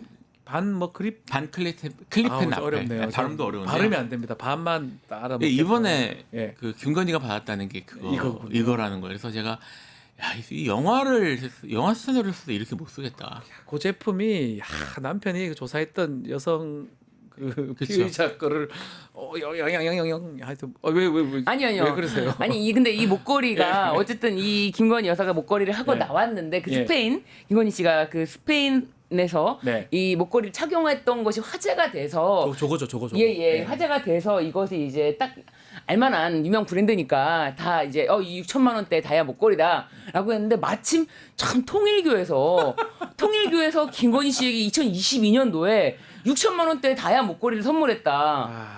근데 그걸 전성배 씨는 잃어버렸다고 그랬어요. 그것도 전달했어야 되는데 김건희 씨를 주라고 선물 받은 그 목걸이를 전성배 씨 잃어버렸다고 하는데 어쩜 저렇게 6천만 원짜리 목걸이를 떡하니 이렇게 착용하고 나온 사진이 또 있어가지고 참 신기해요. 잃어버릴 수 있습니까?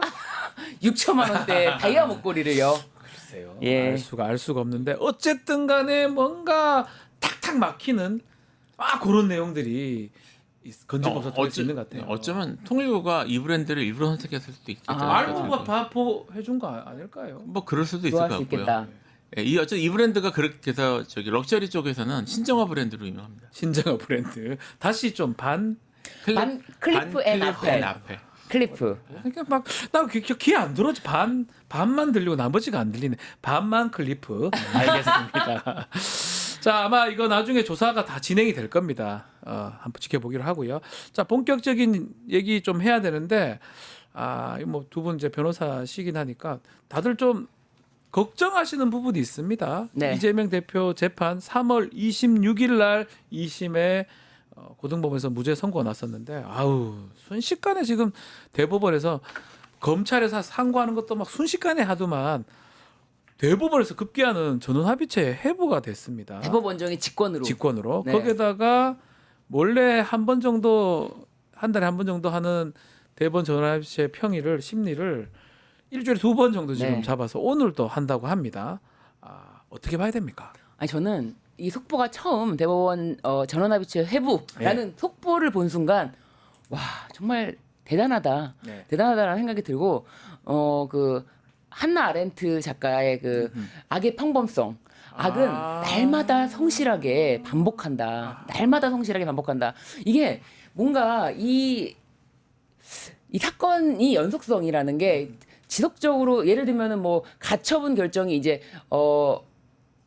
한덕수 권한대행이 이완규 함상훈 그 지명을 했지 않습니까? 헌재 재판관으로 지명을 했는데 그거 효력 정지 가처분 인용한 게 지난주였단 말이에요. 헌재에서. 그러면서 이제 조금 한숨을 돌려볼까 생각을 하고서는 이제 조금 뭐 대선 기간 때까지는 큰 뭐 이슈는 없겠지라고 생각을 했는데 야, 이 뉴스 속보를 보는 순간 정말 열심히 날마다 부지런히 일을 하고 있구나. 그러니까 스트레스 받는다 이 말씀이시죠? 네네, 너무 놀랐어요. 너무 놀랬죠. 네. 이례적이니까. 너무 이례적이죠. 네. 너무 이례적이고 이게 대법원 전원합의체 회부되는 일이 소부에서 네. 소부에서 의견 일치가 안 되거나 아니면은 아예 뭐 판례를 변경해야 될 정도 뭐 그 정도 사건이 있어야 되는데 이거는 소부에 회부되자마자 아예 그냥 이건 전원합의체에서 내가 직권을 해볼 거야라고 이제 대법원장이 나섰다. 그리고 대법원 전원합의체라는 거는 언제 이게 심리가 있고 언제 끝나고 뭐 다음 심리 기일이 언제인지 이런 거 알 수가 없거든요. 알 수가 없어요. 알 수가 없는데 1년씩 걸립니다. 네. 통상은. 그런데 이거를 심리 기일을 잡고 막 심리 기일을 언제 또 잡았다.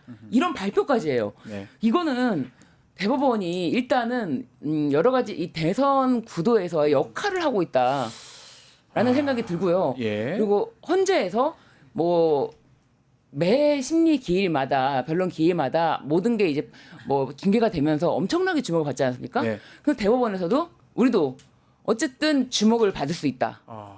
근데 주목을 받는데 이 주목이라는 게 굉장히 기이한 형태로 지금 받게 됐다. 그걸 아셔야 될 것 같아요. 기이하다. 이 법률가 현직 우리 변호사 하고 계시는 우리 신준 변호사님이 기이하다, 놀랍다, 이례적이다, 짜증난다 이렇게 표현해도 됩니까? 그렇게 네. 표현하셨어요. 이렇게 보시는 게 이 저기 주관적인 게 아니고 객관적으로 그렇습니다. 객관적인 거. 일단 예. 이게 대법원 전원합의체 심의 절차에 관한 내규라는 게 있습니다. 네. 그러니까 규정이 있어요. 어떻게 하는 거. 어. 이 규정이 어떻게 규정 내용이 어떻게 되냐면요. 한 달에 한 번 더 하도록 규정이 돼요. 원래 한 달에 목요일 날 네. 마지막 달 목요일 날 예, 해요. 예, 그 날짜가 딱 찍혀 있어요. 오늘. 예, 예, 오늘 예, 예, 예, 한 번만 하면 돼요. 그냥. 예, 한 번씩 하면 되는 건데 네. 지금 그 내부 규정 이걸 지금 내부의 원칙을 깨가면서 지금 예. 일반 사건들도 이렇게 급한 사건도 이렇게 안 안 하거든요. 하는데. 이런 식으로 하는데 대법원 전원합의체를 이렇게 돌리는 것 자체가 보기에 따라서 다른 게 아니고요. 네. 매우 이례적이고 예측 불가능한 상황이 터진 건 맞아요. 근데 이제 이걸 어떻게 봐야 되는지 지금 문제인데 네. 뭐 대법원이 무슨 속셈으로 이럽니다라고 밝히지 않은 상태에서는 추측밖에 할 수 없지만 네. 이제까지 그 이례적인 게 처음 터진 게 아닙니다. 아, 그게 문제예요. 요즘 계속 그런 일이 그러니까 사법부에서 터지고 있었어요. 그게 예. 물론 뭐지 그 이유에 대해서 나름 그 대법원 쪽에서 명분이 있었는데요. 대법원이 최근에 그 관행들을 깨는 예규들이나 이런 규칙, 방침들을 계속 내려보내고 있거든요. 네. 그 첫 번째 기억하는 게 제가 뭐냐면 그 저기 선거 사건을 빨리 진행해라. 이게 6개월, 3개월, 3개월이잖아요. 네. 근데 이거를 보통 그 법원에서 훈시 규정이라는 말을 쓰는데 훈시 규정이 뭐냐면 그렇게 하면 좋겠다지 그렇게 안 하면 안 된다는 의미는 아니야. 강제하는 게 아니에요. 아니라고 해석을 했습니다. 예. 거기에 대해서 뭐 자기들이 지켜야 되는 건 다 훈시 규정이고 뭐 저렇게 하면 되냐라는 비판이 있었지만 이제까지 일관되게 훈시 규정으로 봐왔어요. 그래서 이제 더 늦어지는 경우도 있고 문제의 그 이슈가 됐던 그 이재명 대표의 1심 선거법 1심 사건도 사실은 시간이 오래 끌었는데 엄청 오래 했었어요. 근데 그거 그렇게 끈 이유가 예. 이재명 대표 쪽에서 끌려고 한 게 아니라 네. 검찰 쪽에서 뭐 바꾸고 어쩌고 하면서 그렇게 오래 걸린 것이고 네. 제가 사실 처음에 그 이제 이재명 대표 관련 사건을 이제 하면서 네. 그 저는 재작년 9월 그러니까 실제 선거보다 1년보다 훨씬 이전에 날 거라고 예상을 다 하고 있더라고요. 예. 같이 때. 근데 그렇게 오래 끈 거거든요. 예. 그러니까 그렇게 오래 끄는 것도 문제가 있는데 어쨌든 관행상 어쨌든 그렇게 다 법원 실무로 돌아가고 있는 상태에서 조희대 대법관이 갑자기 이거 날짜 지켜라 라고 한 거예요. 그러니까 그것도 좀 예, 그러니까 그게 이제 오비 일학이라고 볼 수도 있죠. 하필이면 이재명 대표 2심할 때 딱 그게 나왔거든요. 그랬더니 2심 재판이 정말 3개월 거의 맞추려고 미친 듯이 돌아갔단 말입니다. 네. 돌아가서 저기 선거가 훨씬 빨리 나왔어요. 그러니까 그때 당시에 이게 빨리 하는 게 뭐 법을 따라서 하겠다는 말이 틀린 말은 아닐 수 있지만 하필이면 왜 딱 여기 맞춰서 2심할 때 하필이면 저 했냐라는 생각을 때. 했는데 또 일이 있었어요. 예. 뭐냐면 이건 이제 대장동 사건인데 예. 대장동 사건 이제 2심이 시작 이제 그 재판부가 바뀌어서 변론을 이제 갱신해야 될 상황이 거의 확정적이 되니까 네. 그 시점에 그러니까 작년 말이죠. 작년 말인가 올해 초인가 갑자기 대법원에서 형사소송 규칙을 개정합니다. 그러니까 원래는 이제 그 변론 갱신을 할 때 그 주요 증인들이나 이런 원칙들이 있거든요. 그래서 그 재판 변호인이 요구하면 증인들의 증인들을 빠른 속도로 다 한 번씩 다 직접 들어보는 걸 해야 돼요. 그거를 안 돼도 되도록 임의대로 안 되도록 바꾼 거예요. 양승태 대법원장 갱신하는 게 몇 년 걸렸어요. 기억나시잖아요. 예, 그 그걸 갱신- 바꿨다는 거잖아요. 갱신 절차를. 그러니까 그것 때문에 바꿨으니까 문제가 있어서 바꿨다라는 게 명분인데 예. 딱 이재명 대표가 또 이재명 때 앞에 와가지고 사법부가. 예, 그러니까 예, 바꿨습니다. 그래서 지금 변론갱신을 지금 하고 있는데 예. 이 갑자기 규정이 바뀌어가지고 예. 재판부하고 계속 이거 이렇게 해도 될까? 이렇게 사실 전부 처음 하는 걸 지금 하면서 약간 버벅대면서 고생하면서 하고 있습니다. 예, 예, 뭐 그게 그 전부터 논의가 돼서 바뀌었으면은 아하. 방침 같은 게 나왔을 텐데 그게 없어서 규정이 딱 그 2개인가 3개 바뀌었거든요. 이 규정대로 하면 이렇게 하는 게 맞을까요? 이걸 고민하고 있는 거예요. 판사도. 그러니까 지금 몇 가지 바뀐 것들이 딱 이재명 대표가 문제됐을 때 딱 바뀌었습니다. 그 이번도 사실 그런 맥락이니까 불안하고 그렇다 이 말씀이네요. 예, 그러니까 지금 이 두 가지는 전부 대법원장인 조희대가 결정할 수 있는 건데 네. 이게 지금 일반적으로 가서 소부로 가면 이 소부의 주심 재판관이 책임지고 진행을 하잖아요. 네. 전원합의체로 가면 대법원장이 하거든요. 그렇죠. 그러니까 전원합의체로 넘긴 이유가 무엇인지에 대한 여러 추측이 있는데 예. 이것도 내가 직접 내가 끌고 가겠다는 말처럼 한 걸로 볼 여지가 있고 네. 실제로 대법원 내규까지 어겨가면서 지금 뭐 사건을 이틀씩 연속으로 지금 심의를 열고 있으니 정상적이라고 보기는 어렵죠. 무엇보다 자, 예. 이 사건 자체가 발언이잖아요. 발언. 그 뭐 김문기를 알았다 몰랐다. 네. 그리고 마치 4명이서 골프를 친 것처럼 사진을 조작했더군요. 그리고 백현동 때 압박을 받았다. 그 느낌. 그거를 진술을 한 건데 이것에 대해서 참 이런 이 건으로 기소를 해서 네. 재판을 받는 사람도 제가 봤을 때는 유일하지 않을까. 이재명 대표가. 예, 어떤 발언 자체를 문제 삼아서 이거를 진짜 공직선거법 위반으로 막 1심에서 막 집행유예, 막 징역형의 집행유예를 내리고 그런 경우가 진짜 최초가 아닐까 싶은데 항소심에서 그런 이유 때문에 정말 꼼꼼하게 판결문을 썼고 100페이지 넘게 예, 꼼꼼하게 써놨습니다. 무죄로 이렇게 딱 나왔고 예. 더 이상 뭐 이거에 대해서 논란의 여지가 없는 사건인데 대법원이 이 말도 안 되는 사건을 전원합의체로 간다? 네. 이 발언을 가지고 어떻게 평가할지를 대법관 전원이 이거를 논의를 해봐야 돼! 라고 한다는 게 정말 너무 놀랍습니다. 자 그렇다면 네. 좀 이례적이라고 하는데 정치권도 참 그게 관심을 갖고 있는데 그런 이유는 뭡니까? 추측할 수밖에 없는데요. 추측이죠 이제 추측할 수밖에 영역상으로는. 없는데 예. 뭐 일단은 중립적으로 보면 네. 어쨌든 대법원 그러니까 만약에 이제 다음 선거에서 뭐 아직 확신할 수는 없지만 이재명 대표가 만약에 대통령이 된다면 이재명 대통령 사건을 대법원에서 갖고 있는 것이 부담이다. 현 대통령이. 그러니까 이거를 빨리 털어버리기 위함이다라고 보는 게 가장 중립적인 것이긴 해요. 그렇죠. 예, 가장 중립적이긴 한데 지금 말씀드렸던 것처럼 어쨌든 조희대 대법원장의 공정성, 특히 이 사건에 대한 공정성이나 객관성에 대해서 뭐 이렇게 지금 얘기를 하면 아마 그쪽 대법원에서는 아니다 다 나름 이유가 있고 뭐 한 것이다라고 얘기를 했겠지만 딱 그 시점에 맞춰가지고 딱 오비락이라고 하더라도 이거 다 한 번이 아니고 몇 번씩 계속. 그런 일이 벌어지면 의심의 노출을 볼 수밖에 없죠. 네. 그래서 어떤 의도가 있는 게 아닌가. 아하. 그러니까 뭐 이걸 빨리 선고를 대법원 입장에서 해야 될 이유가 있는가. 근데 이제까지 대법원 태도를 봤을 때 그러면 이게 정치적 의도나 아니면 이게 생각이 있다면 이재명 대표에게 불리하게 하려고 하는 것일까 유리하게 하려고 하는 것일까 그 부분이 이제 뭐 그 부분에 대한 추측이 나올 수밖에 없는 상황이에요. 사실. 그러면 일부 정치인들이 얘기하다시피 유죄를 거기서 대법원이 직접 선고를 한다. 파기 자판이라고 표현하는데 그게 가능하냐는 거죠. 그렇게 유죄를 선고할 수는 없고 네. 기본적으로 파기 자판을 한다는 거는 유죄가 선고된 걸 무죄로 바꾸는 거. 그러니까요. 이거는 아니야. 무죄. 이렇게 딱 이거는 괜찮지만 공소기각 뭐 이런 거. 왜냐하면 이게 무죄로 선고된 걸 유죄로 하려면 양형을 대법원에서 할 수가 없잖아요. 못하죠.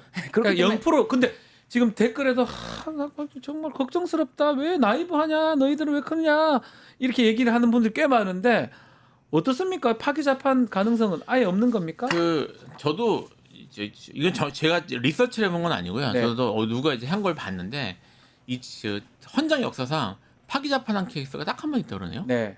뭐죠? 그게 제가 했던 사건이에요. 파기 자판 당한 적 있습니까? 제가 정확하면 제가 재심을 했던 사건이에요. 예. 이제 죽산 조봉암 재심 사건이 조봉암 사건이요. 여기 파기 자판을 했어요. 예. 유일하게 파기 자판을 했는데 그러니까 대법원이 최종 판결을 한 거죠. 그게 재심이 되는 바람에 그것도 재심 유일한 재심인데 대법원에서 재심을 했습니다. 아 대법원에서 하니까 네, 대법원에서 한 케이스가 있는데. 어차피 그 대법원과 같은 사건이긴 해요. 예, 그래서 제가 대법원 공개 변론을 했었거든요. 꼭 대법원에서 변론이 열리는 바람에 네. 아시겠지만 대법원에서 변론이 열리는 건 매우 외외적입니다. 근데 저도 이제 이번 알았는데 그게 유일한 선례래요. 네. 유명한 조봉암 케이스는 재심으로 간 걸로 봐서 아시겠지만 정말 예외적이고 예의적인 사건이었습니다. 네. 그러니까 재심까지 갔고 문제가 많았거든요. 네. 그러니까 지금 만약을 한다면 조봉암 사건 이후 최초의 이제 되는 58년인가 그래요 그 사건이. 그러니까 예, 그걸 물론 뭐 조희대 대법원장이 이거를 파기 자판으로 밀어붙이면서 또 뭐 내부적인 규정이 바뀌어서 이렇게 말할지 모르겠습니다만 이런 상황이 만약 된다면 이것도 오비락이라고 볼 만한 법조인은 아마 아무도 없을 거고 그렇게 한다면 실제로는 이 사건은 왜 중요하냐면 만약에 이게 유죄가 된다면요. 그리고 100만 이상 아니면 뭐 집행유예 정도가 나온다면 민주당이 그 돈을 다 토해내야 됩니다. 430억인가요? 그럼 민주당이 없어집니다. 대선 지금 직전이잖아요. 지금 돈만이 아니죠. 지금 네. 이제 아마 후보 등록 이후라면 대선 후보가 없어지는 거예요. 후보 결정된 이후에 그렇게 되는 것 같아서 완벽한 정치적 행위죠. 네. 예, 그렇기 때문에 안 된다라는 거. 아마 해봐라 하면 안 되는데 하여튼 뭐 우리가 봤을 때는 그렇게 네. 될 가능성은 좀 적다. 근데 파기 재판으로 어떤 결론으로 탄건이라고 하시는 건지. 조봉암 예. 조봉암 사건은 파기에서 사형 나왔습니다. 예. 그래서 한 건. 예, 왜냐면 무죄로는 가능한데 이제 그래서 그 결론에 대해 반대로 예, 반대로. 또 치올리는 예. 재판을 말씀하시는 1심에서도 계속 규정이 1심은 했는데 2심까지도 이제 내용을 바꾸면서 사형 그냥 유지. 거. 결국은 뭐 어떻게 상고 기각이 그러니까요. 좀 빨리 나올 것 같다 이렇게 보십니까? 그러니까 상고 어쨌든. 기각이라는 게 어쨌든 예. 이 결론에 대해서 대법원 전원합의체에서 상고 기각을 목적으로 의도로 가지고 온 건 저는 아닌 것 같아요. 아닌데. 상고 기각을 하고 빨리 털어줄 목적으로 이 사건을 대법원장이 전원합의체로 가지고 온 것은 아니지만 사실 이 결론이 나려면은 지금 노태학 대법관은 회피를 했기 때문에 돈이 빠졌어요. 네 그렇기 때문에 지금 그리고 법원행정처장은 이제 빠지니까요. 네. 천대엽, 예. 그러니까 12명이잖아요. 네. 12명이면은 7대 5. 7대 5로 결론이 나야 돼요. 근데 이거를 대법원장이 이렇게 갖고 왔다고 어떤 의도가 있잖아요. 이거를 내가 상고기가 빨리 해줘야지, 빨리 털어줘야지 이런 마음으로 갖고 왔다. 이런 건 아니라는 거를 아니라는 걸 서로 안다고 하더라도 이 대법원장의 의도에 따라서 결론이 나지는 않을 것 같다. 그렇죠. 네, 그래서 그 대법원장이 원하는 결론이 있다 하더라도 가지고 온 의도와 있다 하더라도 대법관들의 대법관들도 이 사건 자체를 들여다보면은 이거를 뭐 어떤 식으로 결론을 낼 수가 답은 하나다. 하도 이상한 일이 많이 일어나니까 우리 국민들이 네. 불안해하시는 것 같아요. 상고기각 예. 확정. 예, 그렇게 예, 봅니다. 저도 그런 생각이 드는데. 다만 이제 말씀하신 것처럼 네. 파기 자판이나 아니면 뭐 유죄로 파기환송하는 건 쉽지 않을 것이라는 생각은 들어요. 네. 왜냐하면 말씀하신 것처럼 이게 그 대법원장은 재판을 이끌고 뭐 진행하는 것에 대한 권한을 갖는 것이지 그 각 대법원들의 대법관들의 그런 판단이나 이런 것들을 맞아요. 까지 할 수는 없는 것이고 그리고 전원합의체로 가면 다른 의견을 내는 사람들은 전부 이름을 씁니다. 그러니까 어느 대법관이 무슨 얘기를 했는지를 다 기록을 하고요. 그거랑 똑같아요. 헌법재판소에서 예, 재판관들의 반대 의견, 소수 의견. 예, 그거 봤잖아요. 네, 다 씁니다. 그래서 다 그 써야 돼요. 역사에 남습니다. 예. 그러니까 진짜 자기 이름과 명예와 모든 걸 걸고 해야 되는 거라 뭐 그 사람들을 다수를 자기가 그런 만약에 어떤 방향을 생각한다고 하더라도 자기 생각대로 끌고 가는 건 쉽지 않아요. 우리 예전에 이 탄핵 헌법재판 우리 예측할 때 우리 세 명이 공이 얘기한 게 결정문에 자기 이름 걸고 쓸 수 있는 재판관, 법관은 없다라고 우리가 그렇죠. 얘기를 했던 적이 있잖아요. 네. 대법원 전원합의체도 똑같아요. 저는 그래서 여기서 12대 0이 나올 것이다. 예. 네. 12대 0으로 상고 기각 확정이 될 것이다라고 생각합니다. 그렇게 네. 보시는 거군요. 네. 뭐 대법원장이 뭐 한다 하더라도 본인 의도대로 다 끌어갈 수도 없다. 왜냐면 대법원장이 맨 마지막에 의견을 밝히는데 맞아요. 11대 지금 나는 그렇다. 아니다 할 수가 없다니까. 그럼 본인이 이상한 사람이서 이 사건을 왜 갖고 왔는지부터 해가지고 보이잖아요. 다 너무 보이잖아요. 보이니까 12대 0으로 결정이 날 것이다. 예. 너무 걱정하지 마세요. 직위원 뭐 구속 취소 그 얘기 계속 하시는데 그거는 그 소부 그 지방재판부에서 한 거고 대법관들이 그렇게 알겠습니다.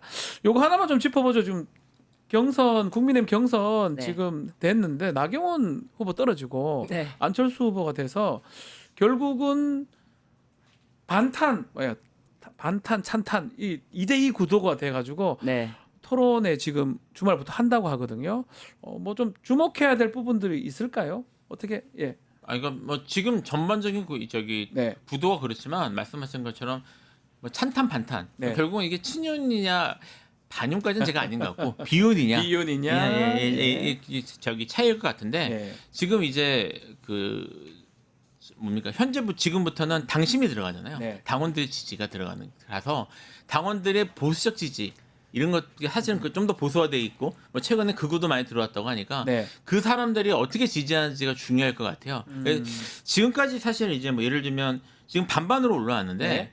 그 비윤이 지금 둘이 포함될 수 있었던 이유는 제가 봤을 때는 여론조사나 이런 것들 기준으로 올랐기 때문인 것 같거든요. 네. 근데 지금부터는 장원 50 들어가요 이제. 들어가니까요. 네. 그래서 그 친윤 쪽 후보들이 아무래도 좀 유리하지 않을까 이런 생각이 좀 야, 듭니다. 정확하게 짚어주셨어요. 네. 때까지는 100% 역선택 네. 방중이 있었긴 하지만 100% 여론조사로 돌았다면 이제는 50대 50입니다. 네. 당원 50 굳건하거든요. 뭐 예측해 보죠. 누구 되는 겁니까? 아, 저는 누구누구라고 치면은 뭐 이 결승 2명. 네. 김문수 저는 홍준표 이렇게 그렇게 보겠습니다. 2명이 된다고요? 네네. 한동훈은 안 떨어집니까? 떨어집니다. 예, 떨어집니다. 예. 왜냐면은 당내 한동훈 세력이 아주 약합니다. 예. 아주 약해요. 정치적 기반도 약하고 그리고 한동훈을 떨어뜨리겠다는 정말 강한 마음을 가진 사람들이 당내에 너무 많기 때문에 네, 그래서 김문수 홍준표. 그러면 최종 결승 진출자 솔직히 저는 김문수 후보가 김문수. 올라갔으면 좋겠습니다. 국제교대요. 네. 예. 우리 김표선 변호사님은 저도 김문수 후보가 제일 가능성이 높을 것 같아요. 왜냐면 그렇군요. 지금 이제 친윤 비윤 이렇게 얘기했는데 이제 친윤으로 묶고 쓰는 사람이 아마 이제 김문수하고 홍준표 후보일 거예요. 네. 근데 홍준표 후보는 사실 조금 애매합니다. 애매하다. 그러니까 아시겠지만 국힘에서 가장 조기 개선에 적극적으로 나섰던 분이고요. 네. 그러니까 그리고 지금 뭐 자기가 본인이 취임하면은 사형제도 부활시키겠다고 하시는 분이고 네. 얘기하는 거 잘 들어보면 윤석열 지지자들에게 마음에 안 드는데 할 만한 구석들이 계속 있어요. 근데 그럼에도 불구하고 이분이 이제 보수적 이미지가 강하니까 그쪽으로 분류가 되는 것인데 이게 만약에 두 분이 남는 상황이면 저는 지금 특히 이제 윤석열 지지하시는 분들은 김문수 쪽이 확 쏠릴 가능성이 높을 것 같아요. 당심 50%가 결정적인 변수가 될 것이다. 그 측면 토론회 하게 되면 네. 요 예능적 측면을 4인 뽑을 땐 했잖아요. 네. 또 우리 그런 것도 보게 되는 겁니까? 근데 사실 그런 게 정말 예. 너무 MBTI 하고 뭐 그러니까요. 예, 생머리냐 다시- 아니냐 뭐 예. 이런 거. 뭐 예. 다시 태어나면 바퀴로 태어날래, 예, 바퀴벌레로 태어날래, 뭐 이런 게 참 이게 대선 경선 과정에서 나올 질문인가. 네. 아무리 그렇게 예능적인 요소를 살린다고 하더라도 근데 그런 거를 국민들이 보고 싶어하는 건 아니거든요. 네. 그래서 좀 뭐 서로 간에 날카로운 질문 이런 거를 좀 기대를 하는데 글쎄요. 지금은 또 어떤 모습으로 지금은 다시 우리 사이가 좋다라고 하지만 홍준표 후보는 어디로 튈지 모르잖아요. 네. 네, 어디로 튈지 모르기 때문에 어떤 말을 할지 모른다. 네. 그런 생각이 좀 듭니다. 홍준표 후보. 알겠습니다. 이제 토론회도 하고 그 민주당 경선은 좀 그만큼 주목은 좀 못 받는 것 같습니다. 뭐 주목은 좀 사실은 이게 네. 성립되기 어려울 거라는 기대 생각은 다 했었는데 네. 그거보다는 좀 괜찮은 것 같아요. 그렇습니까? 왜냐하면 이제 뭐 나오는 내용이나 아니면 네. 뭐 이제 후보들이 하는 얘기들이나 뭐 저기 정책이나 이런 것들에 대해서 국민들이 좀 관심을 갖는 것 같아요. 그러니까 뭐 어떤 예를 들어 뭐 지금 이재명 대표가 어떤 정책이나 어떤 방향을 잡고 있는 것 같다. 또는 뭐 김영수 후보가 뭐라고 얘기했다는 것들이 생각보다 좀 보도가 되고 있고요. 논의가 좀 되고 있거든요. 그래서 뭐 사실 흥행을 크게 기대하기는 어려운 이런 경선이었기 때문에 네. 그거 기준에서 봐서는 뭐 나쁘진 않은 것 같습니다. 그럼에도 불구하고 흥행 요소적인 그 내부적인 흥행 요소보다도 오히려 그 외부적으로 대법원 전원합의체 해부됐다던가 이런 사건으로 인해서 네. 더 결집하고 더 집중하고 더 이게 집중도가 높아지지 않을까. 대선 끝날 때까지. 그러네요. 예. 가만히 모 있습니다. 지금 돌아가는 게 그 네. 말씀이네요. 알겠습니다. 네. 자, 오늘 이슈 참압 여기서 마무리하겠습니다. 김필성, 신준 변호사 감사합니다. 감사합니다. 뉴스토마토 구독자 이벤트 소개해드리겠습니다. 실시간 채팅 참여하면 2,000 통통 쿠폰 지급해 드립니다. 2,000원 상당의 할인 쿠폰입니다.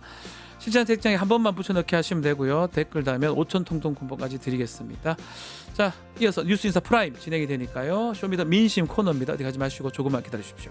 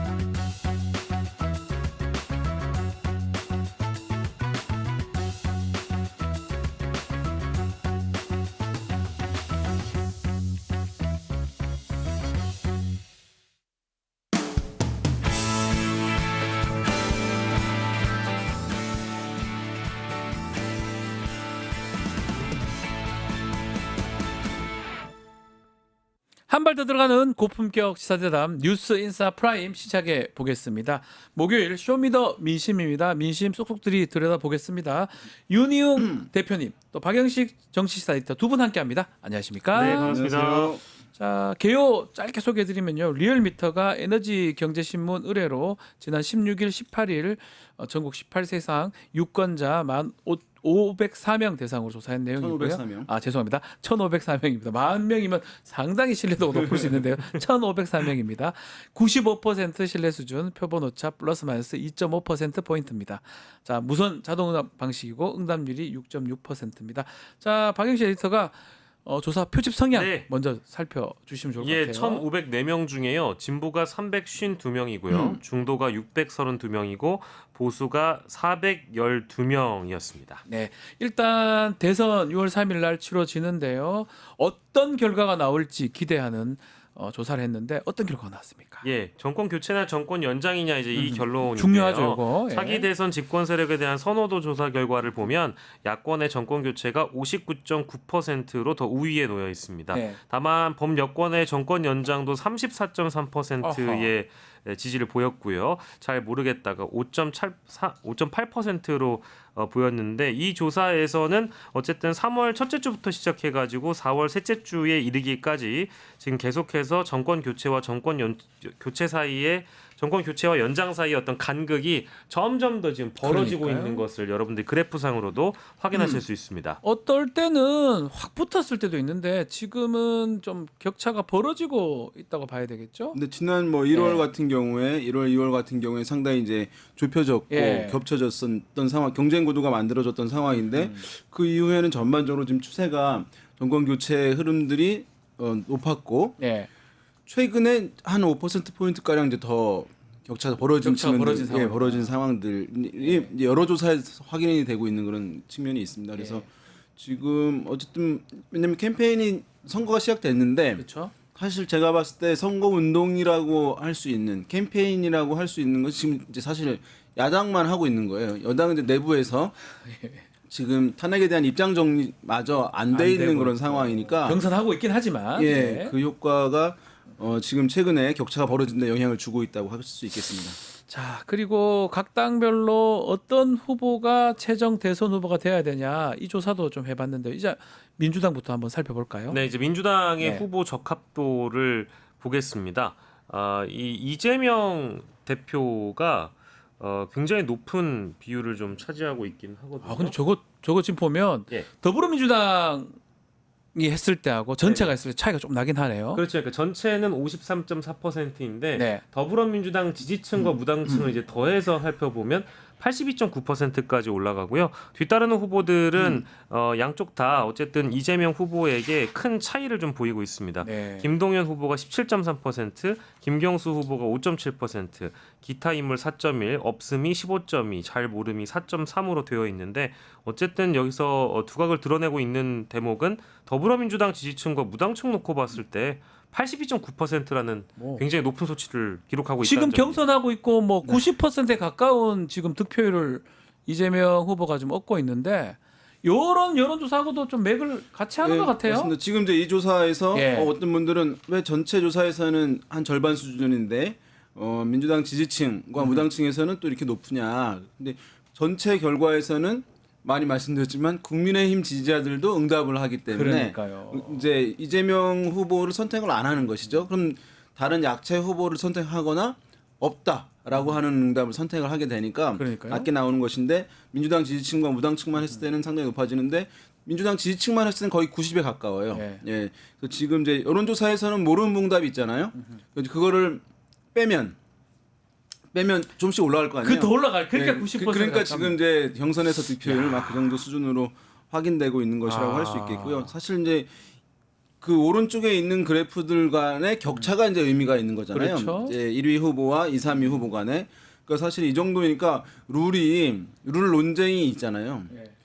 사실 이제 큰 의미 없다고 의미가 없는 거죠. 어떤 룰로 되는지 간에 압도하잖아요. 사실은. 원래 막 룰 논쟁이 의미가 있으려면 저 결과가. 그래프 차이가 좀 있어야 되잖아요. 그러니까 룰을 이렇게 변경했을 때 결과가 바뀔지도 달라져야 모른다라고 되는데. 하는 게 있을 때 이제 의미가 있는 건데. 예컨대 국민의힘 같은 경우는 유승민 후보 같은 경우는 그렇죠. 전체 했을 때하고 확 올라가니까. 지지층이 했을 때 완전 달라지니까. 네, 지금은 그런 상황이라고 하겠습니다. 지금 90% 얘기를 하고 있는데 이제 충청 영남에서 90%는 아직 안 됐어요. 이번 주말에 호남하고 수도권 경선하거든요.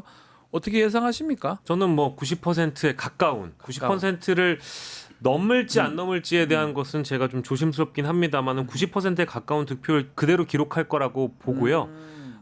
그렇게 되지 않았으면 좋겠다. 그렇게 혹은 그렇게 안 될 것이다라고 예상하는 주류 언론들의 이제 근거들을 좀 보면 네. 2022년 이제 경선 때 이낙연 후보가 유일하게 이긴 지역이 있습니다. 이재명 당시 후보를 꺾었던 서울 지역. 아니었나요? 호남하고 수도권이거든요. 호남하고 서울이거든요. 이제 예를 들면 호남에서는 보니까 46.95%가 이재명 후보의 득표율이었고요. 47.12%가 이낙연 후보의 득표율이었습니다. 그러니까 아주 근소한 차이로 밀린 지역이기도 하기 때문에 이번에 네. 호남 쉽지 않다. 이렇게 이제 근거로 들고 있는 것 같아요. 근데 그때 당시에 차이도 굉장히 근소한 차이로 패배를 했던 거고 이제 수도권 때 득표율을 본다라고 한다면 좀 차이가 많이 벌어지긴 했습니다만은 그때는 뭐 내부적으로도 이제 여러 의혹들이 실제 이 선거 인단들을 대상으로 해서 특정 종교 세력이 붙은 거 아니냐 이제 이런 의혹들이 민주당 내부에 그때 당시에 있었던 걸로 기억을 네. 합니다. 실제 이번에는 그것과는 전혀 관계가 없이 90%에 가까운 득표율이 나올 거라고 보고 또 하나의 호남이 이재명 대표에게 불리하다라고 얘기하고 싶은 하나의 근거는 최근에 있었던 재보궐선거에서 조국혁신당한테 민주당이 담양군수를 내줬기 때문에 아하. 이것 역시도 이재명 후보에게 유리하지 않다라고 보는 근거인 것 같아요. 근데 이거는 지금 일단 흐름이나 기세라는 게 분명히 존재하기 때문에 호남 지역에서 이재명 후보가 타 후보에게 예를 들면 밀린다? 김경수 후보와 이제 가령 동영 후보에게 후보. 밀린다? 과연 이제 이거를 그렇게 생각해야 될지는 저는 뭐 동의하진 않습니다. 언론하고는 뭐 달리 될 것이다. 예. 여론에 들어가 있는 상황에서 이제 어느 지역 대한민국의 이제 어느 광역자치단체별로 봤을 때 차이가 유의미하게 크다 이런 현상은 사실은 요즘에 잘 없어요. 왜냐하면 지역별로 어떤 특성이 과거에는 매우 이제 여야 간에 있어서 차이는 있을 수 있지만 한쪽 정당에서 경선을 한다라고 했을 때 지역의 어떤 편차가 그렇게 크게 나타나지 않거든요. 그래서 아까 말씀드린 대로 지난번 대선에서의 경선에서 차이는 선거인단을 별도로 모집을 했으니까 희망하는 사람들이 많이 들어갈 수 있는 것이잖아요. 그래서 일반 여론과는 다른 측면이 있는 것이거든요. 근데 이번에는 당원과 여론조사도 다 들어가는 것이니까 그 변동 가능성이 이제 크지 않다고 할 수 있겠고, 지금 뭐 90%가 넘느냐 안 넘는다는데 저는 이제 그 표현도 그냥 억지 표현 같아요.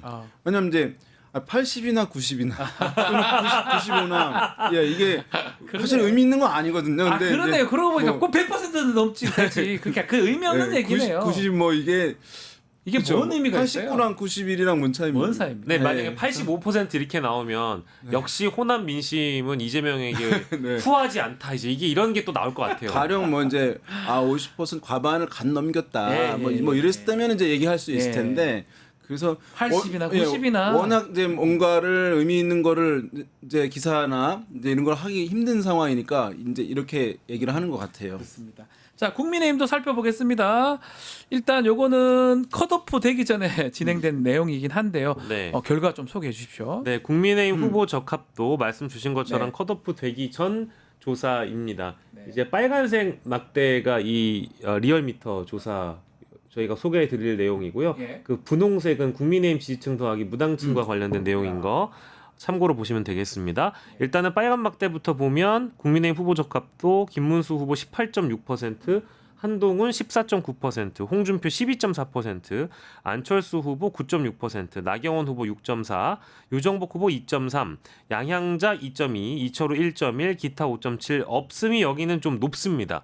23.2%로 국민의힘 후보 적합도에서는 없음이 제일 높아요. 사실은 이 후보들보다 높습니다. 그래서 이 대목이 좀 주목해야 될 전체가 그죠? 그렇죠. 예, 그 국민의힘 지지층으로 보면은 대부분 좀 유사하긴 한데 국민의힘 지지층에서는 저기 보시면 나경원이 10.2고요. 안철수가 7.7이에요. 저게 놀랍네요. 그래서 이 조사 때문에 사실은 대부분 얼마 전에 있었던 컷오프에서는 4등이 나경원 후보가 되지 않겠냐로 예상한 전문가들이 많았었죠. 자, 요게 보면은 그래서 나경원 의원의 가능성도 이제 이 룰상은 상당히 높았던 건 맞는 것이거든요. 아하. 근데 이제 요 방식이 국민의힘의 요 컷오프 방식은 이제 전화 면접 방식으로 했더라고요.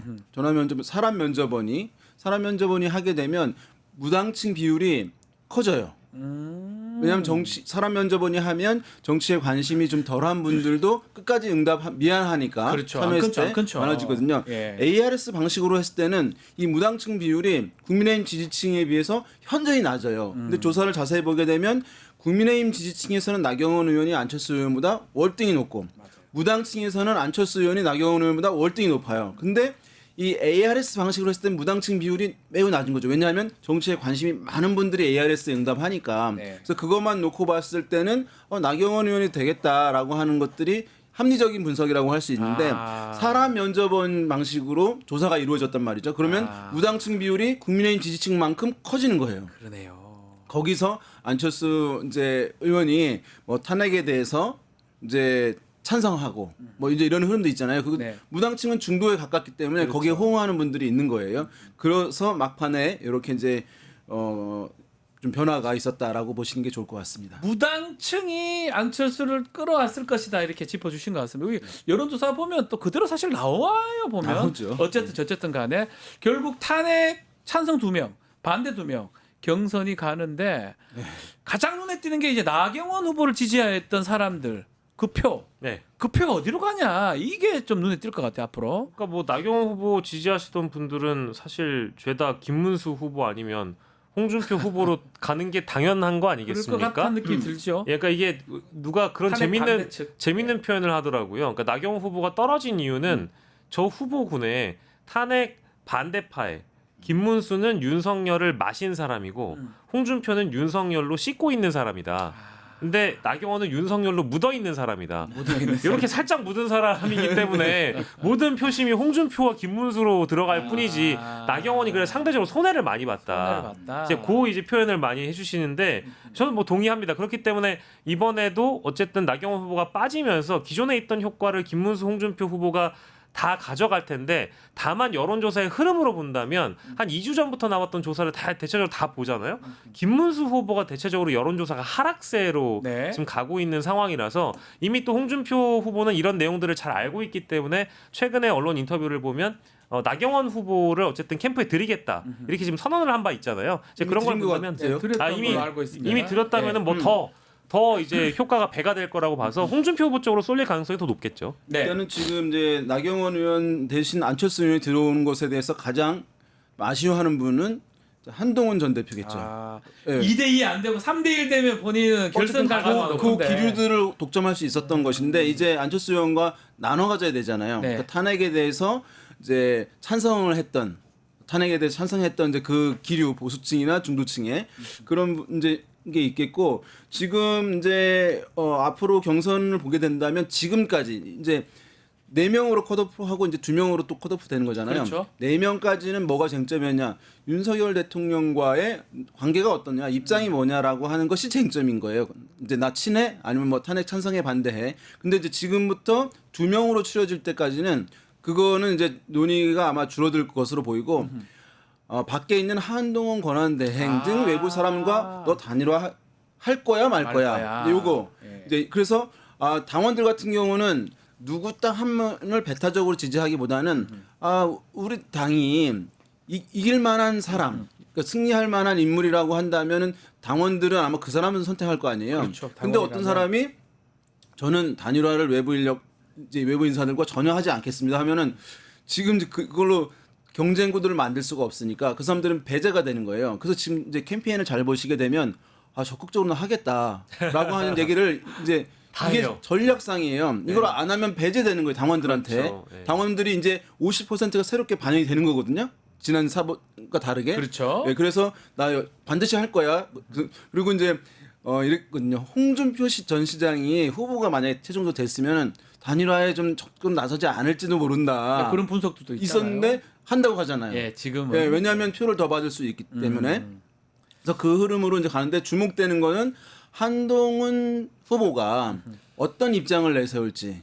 이게 굉장히 주목되는 부분이죠. 한동훈 후보는 전략적으로 어떡할지? 본인이 2등 안에 들려고 할 때 그것을 어떤 애매모호하지만 거부하지 않겠다는 흐름으로 얘기할지 아니면 지금까지 스탠스로 한다면 하면 안 되는 거잖아요. 안 맞는 거잖아요. 그러니까 그 부분이 이제 오늘 정도에 어떻게 나오지 나올지 한번 보시면 좋을 것 같네요. 어떻게 2명 통과된 사람 누굴까요? 본선에 올라가는 사람이요. 궁금해요. 이게 진짜 요즘에 받는 질문 중에 제일 어려운 것 같습니다. 그러니까 이게 예측하는 게 사실 쉽지가 않긴 한데 근데 또 여론조사 보면 뭔가 나와 있긴 하거든요. 사실은. 근데 50대 50. 저는 기존의 예상을 이제 홍준표 후보와 네.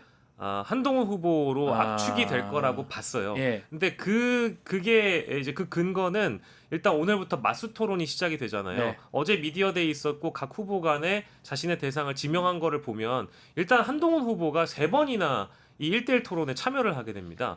노출 빈도가 제일 높고요. 네. 그리고 홍준표 후보도 1, 2등 전략으로 묶기 위해서 한동훈 후보가 홍준표 후보를 골랐을 때 그 자리에서 바로 나는 그냥 한동훈 후보와 하겠다라고 이미 골라버린 걸 보면 둘 다 이 전략 자체를 1, 2등 전략으로 지금 묶어가고 싶다라는 생각이 저는 이제 강하게 이제 들었거든요. 예. 그래서 그 기존에 있었던 여론조사들이나 저희가 지금 분석하고 있던 내용들을 토대로 본다고 하더라도 일단 탄핵 반대파는 홍준표 쪽으로 이제 쏠릴 것 같고요. 네. 그리고 탄핵 찬성파는 아쉽게도 안철수 후보가 아니라 한동훈 후보 쪽으로 많이 몰려갈 가능성이 높다고 보고 실제로 한동훈 후보의 이 어떤 팬덤이라고 해야 될까요? 이 팬덤이 상당히 다른 후보 못지않게 강하게 지금 결집되고 있는 그런 양상으로 보여져서 안철수 후보께는 좀 죄송합니다만은 본선 후보는 이제 2명이 되지 않을까 싶습니다. 한동훈 홍준표 예상하셨어요. 그러니까 당원이 이번에 이제 새로 들어간다는 게 50대 무슨 50. 이게 큽니다. 예, 그래서 네. 사실은 무당층에서 강세를 보였던 안철수 의원 같은 경우는 그 포션이 작아지는 거예요. 반영 비율이.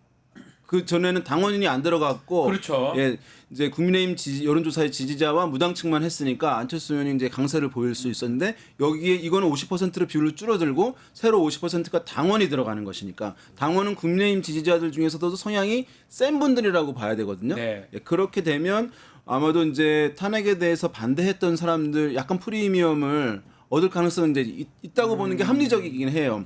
그래서 김문수 한동훈이 되느냐, 김문수 홍준표가 되느냐 네. 뭐 이런 흐름 아, 내에서 뭐, 이루어질 가능성이 있지 않. 네. 근데 캠페인에 영향이 있는 거거든요. 만약에 지금 이제 시작하는 상황인데 네. 누가 된다고 하면 캠페인이 필요 없다고 그러는 것이니까 사실 이렇게 하면 그러니까 뭐냐면 홍준표 후보 같은 경우는 이제 죽은 카드는 아닌 부분 우리 에디터께서 말씀하신 네. 대로 이렇게 지금 당원들의 영향력이 있는 국회의원들과 위원장들 지역위원장들을 이렇게 이제 당협위원장들을 많이 지금 홍준표 확보를 한 캠프로 상황이니까 갔더라고요. 예. 그 상황이 좀 주목되는 부분이 이제 있다고 할 수가 있을 것 같습니다. 뭐, 물론 예외적으로 홍준표 한동훈 가능성도 있을지 모르겠는데 예, 아무튼 좀 더 김문수 보겠습니다. 쪽이 좀 더 낫다 이렇게 보시는 거군요. 유지를 왜냐하면 적극적으로 한덕수 대행과 단일화를 하겠다라고 하는 부분들을 제일 세게 얘기를 하잖아요. 그렇죠. 그럼 안심이 좀 되는 측면들이 있을 수 있는데 그 부분 당원을 놓고 김문수, 홍준표 간에 이제 그 당원 확보 전략 그 캠페인이 이루어질 텐데 그 부분에 따라서 영향이 좀 갈릴 것 같습니다. 네. 뭐 아주 작은 가능성을 하나 또 열어두자면 지금 국민의힘 의원들 사이에서도 어쨌든 본선 경쟁력을 우리가 염두에 둬야 되는 것 아니냐. 그리고 네. 실제로 이번 뭐 1차와 2차의 어떤 그 선발 기준 자체가 좀 다르긴 합니다만 당원이 50이나 들어가니까 당연히 한동훈 후보가 불리할 수 있다는 생각은 들지만 그 당원들 중에서도 지금의 어떤 정치적인 흐름을 충분히 이해하고 어쨌든 윤석열이 밖에서 윤석열 어게인 신당을 만든다고 하는데 저건 너무 괘씸한 거 아니냐. 아하. 빨리 손절을 해야 국민의힘도 차기를 준비하고 차차기를 준비하고 지방선거도 준비할 텐데 이대로 간다라고 하면 당이 달라지는 게 하나도 없이 도로 그냥 파면 전의 단계와 다를 게 하나도 없다라고 하는 인식을 갖고 있는 네. 당원들과 또 국민의힘 의원들 중에 범친윤 의원들도 많이 눈에 들어온다고 하거든요. 네. 국회에서는 실제로 이제 그런 것들을 본다고 한다면 아주 작은 가능성으로 한동훈 후보가 탄핵 찬성파의 표를 좀 가져간다면 뭐 그거는 이제 하나의 가능성으로 저희가 열어두겠습니다. 알겠습니다. 자, 또 조사 하나 더 짚어보겠습니다. 대선 3자 가상 대결입니다. 이재명, 이준석 두 사람은 이제 상수로 두고 김문수가 더 갈지 지금 얘기했던 한동훈, 홍준표 이렇게 넣어봤는데 이거 결과 한번 소개 좀 해주시죠. 네, 이번 조사 이 3자 대결을 보니까요. 네. 이재명, 김문수, 이준석 일단 요 세 분을 보면 예. 54.2%가 이재명 후보, 김문수 후보가 23.6%, 이준석 후보가 6.1%로 이렇게 나와 있습니다. 없음이 11.7%라서 요것도 조금 우리가 감안해서 봐야 될 것 같고요. 잘 모름이 4.4입니다. 그러니까 15% 정도가 선택을 하지 못한 사람들입니다. 그리고 가상 대결 두 번째 거는 이재명, 한동훈, 이준석인데요. 54.6%가 이재명 후보, 한동훈 후보가 16.2%, 이준석 후보가 5.4%, 여기서 없음과 잘 모름의 비율이 5% 정도 더 붙습니다. 대략적으로 23% 정도 더 올라간다고 봐야 될 것 같은데요. 그래서 이렇게 지난 김문수 후보보다는 한동훈 후보와 경쟁력이 떨어지는 것처럼 나오고요. 대선 3자 대결 홍준표 후보를 넣어보니까요. 54.6%가 이재명 후보, 홍준표 후보가 20.5%, 이준석 후보가 6.0%, 없음 14.4, 잘 모름 4.4인데 이상하게 이재명 후보는 3자 대결에서 전부 다 신기합니다. 54%로 거의 부동의 수치를 보이고 있어요. 이거 어떻게 해석을 해야 됩니까? 이거 54%예요 그냥. 뭐 보면은 의미가 없네 가상 대결이. 그렇죠. 이제 뭐 확장성이 예. 없다 이제 이런 얘기를 하잖아요. 저 말은 맞을 수 있다고 생각해요. 그러니까 이재명 후보를 지지하지 않는 사람들의 그 비토 정서의 스트렝스 강도가 매우 크다라고 하는 것들은 뭐 맞을 가능성이 있을 수 있는데 지금 이제 이재명 후보가 확장성이 적어서 어디에 갇혔다 박스권에 그 말은 사실 합리적으로는 안 맞아요. 이렇게 아니 54%면 그냥 네. 이긴 대선 하나 말하는데 그거 3자 구도에서 근데 어떤 조사에서는 다자 대결 구도 있잖아요. 그러니까요. 모든 후보들을 물어봤는 데서도 50이 넘는 경우 있잖아요. 네. 이전에 선거에서 이런 경우가 없었거든요. 거의 처음 보는 다자 거예요. 대결에서 40% 넘는 경우도 이전에는 없었거든요. 예. 근데 이제 50% 넘으니까 사실은 어떤 확장성 이런 제약 문제가 상당히 깨졌다고 얘기하는 것이 맞는 분석이라고 할 수가 있겠고요. 예.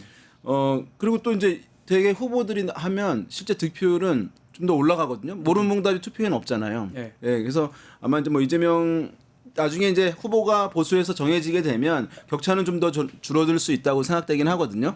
근데 일단은 뭐 워낙 격차가 크고요. 여기서 이제 몇 가지 좀 보여주고 있는데 뭐냐 하면 아까 어떤 인물에 따라서는 모르겠다, 잘 모르겠다, 없다라고 하는 것이 막 20% 내외까지 됐잖아요. 네. 넘기도 하고 ARS 조사에서 이렇게 응답이 적은 게 한 20% 내외가 된다는 거는 매우 높은 거예요. 네. 지금 뭐냐 하면 정당의 타이틀을 갖고 선거에 나오잖아요. 맞습니다. 그러면은 정당 지지율은 기본으로 깔고 가는 거예요. 상수. 그건 예. 밑에 깔고 근데 들어가는 건데. 이런 지금 조사들의 정당 예. 지지율 한 35% 나오거든요. 국민의힘 지지율이. 예. 근데 지금 3자 대결에서 국민의힘 후보들이 얻는 지지율 보세요. 아, 20% 내외인 거예요. 10몇 퍼센트 예. 되고요. 예. 그러니까 지금 국민의힘의 그 소위 지지자라고 하는 분들이 갈라져 있음을 명확하게 보여주는 거예요. 아, 이 사람이 탄핵에 대한 어떤 입장에서 난 지지하고 나랑 다르기 때문에 지지하지 않고 하는 부분이 원래 보수에서는 결집도가 워낙 더 강했거든요.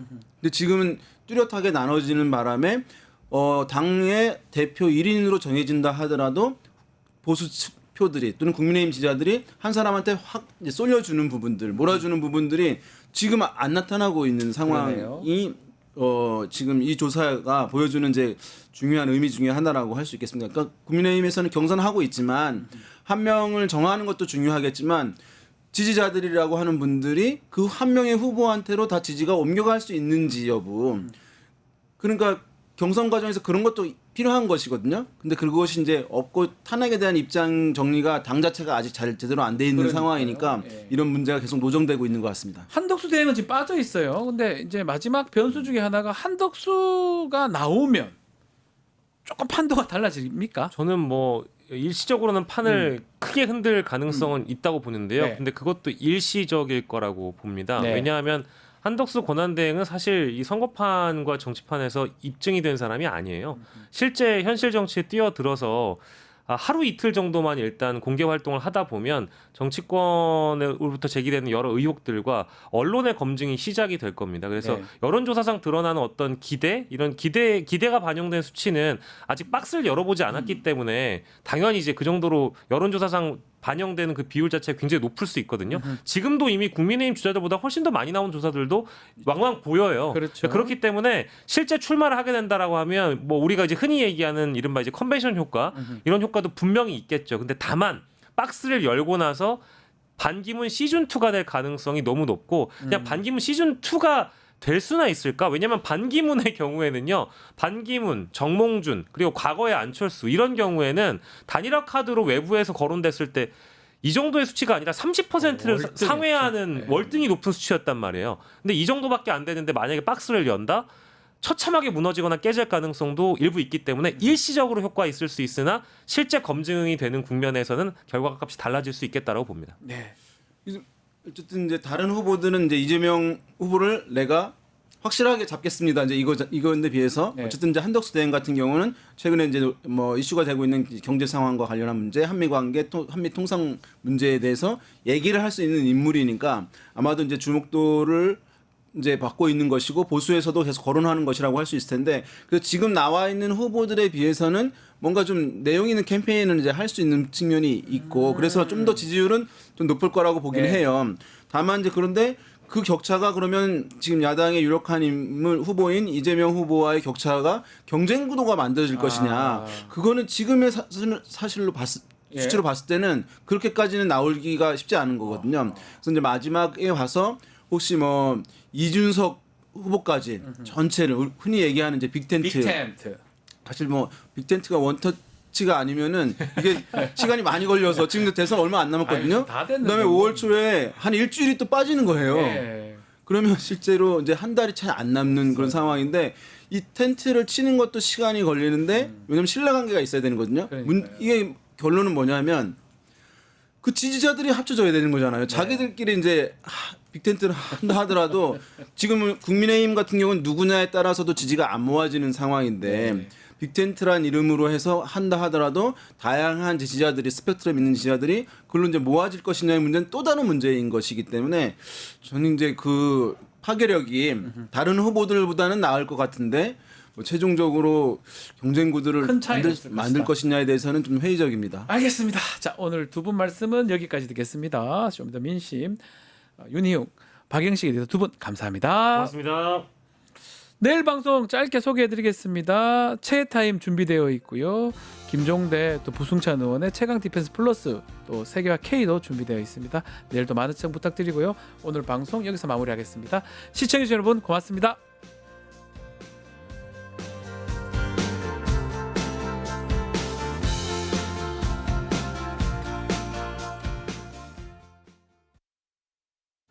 뉴스토마토 K평화연구원이 12.3 내란을 막아낸 시민영웅 1000명 찾기 프로젝트를 진행합니다. 비상계엄 선포 이후 국회, 광화문, 남태령, 한남동 공관, 헌법재판소 등지에서 내란을 막고 탄핵 소추를 이뤄낸 시민영웅 1000명을 찾아내 대한민국 민주주의의 역사로 기록하고 시상의 본보기로 삼음으로써 민주주의를 더 널리 확산하기 위한 프로젝트입니다. 이 과정에 직접 참여했거나 참여자를 추천해 주실 분들은 우측 제보하기 QR코드나 아래 메일로 추천 및 제보해 주세요. 민주시민 여러분의 많은 참여 바랍니다. 뉴스토마토 K평화연구원과 함께 해주실 분들의 추천 제보 및 후원을 기다립니다.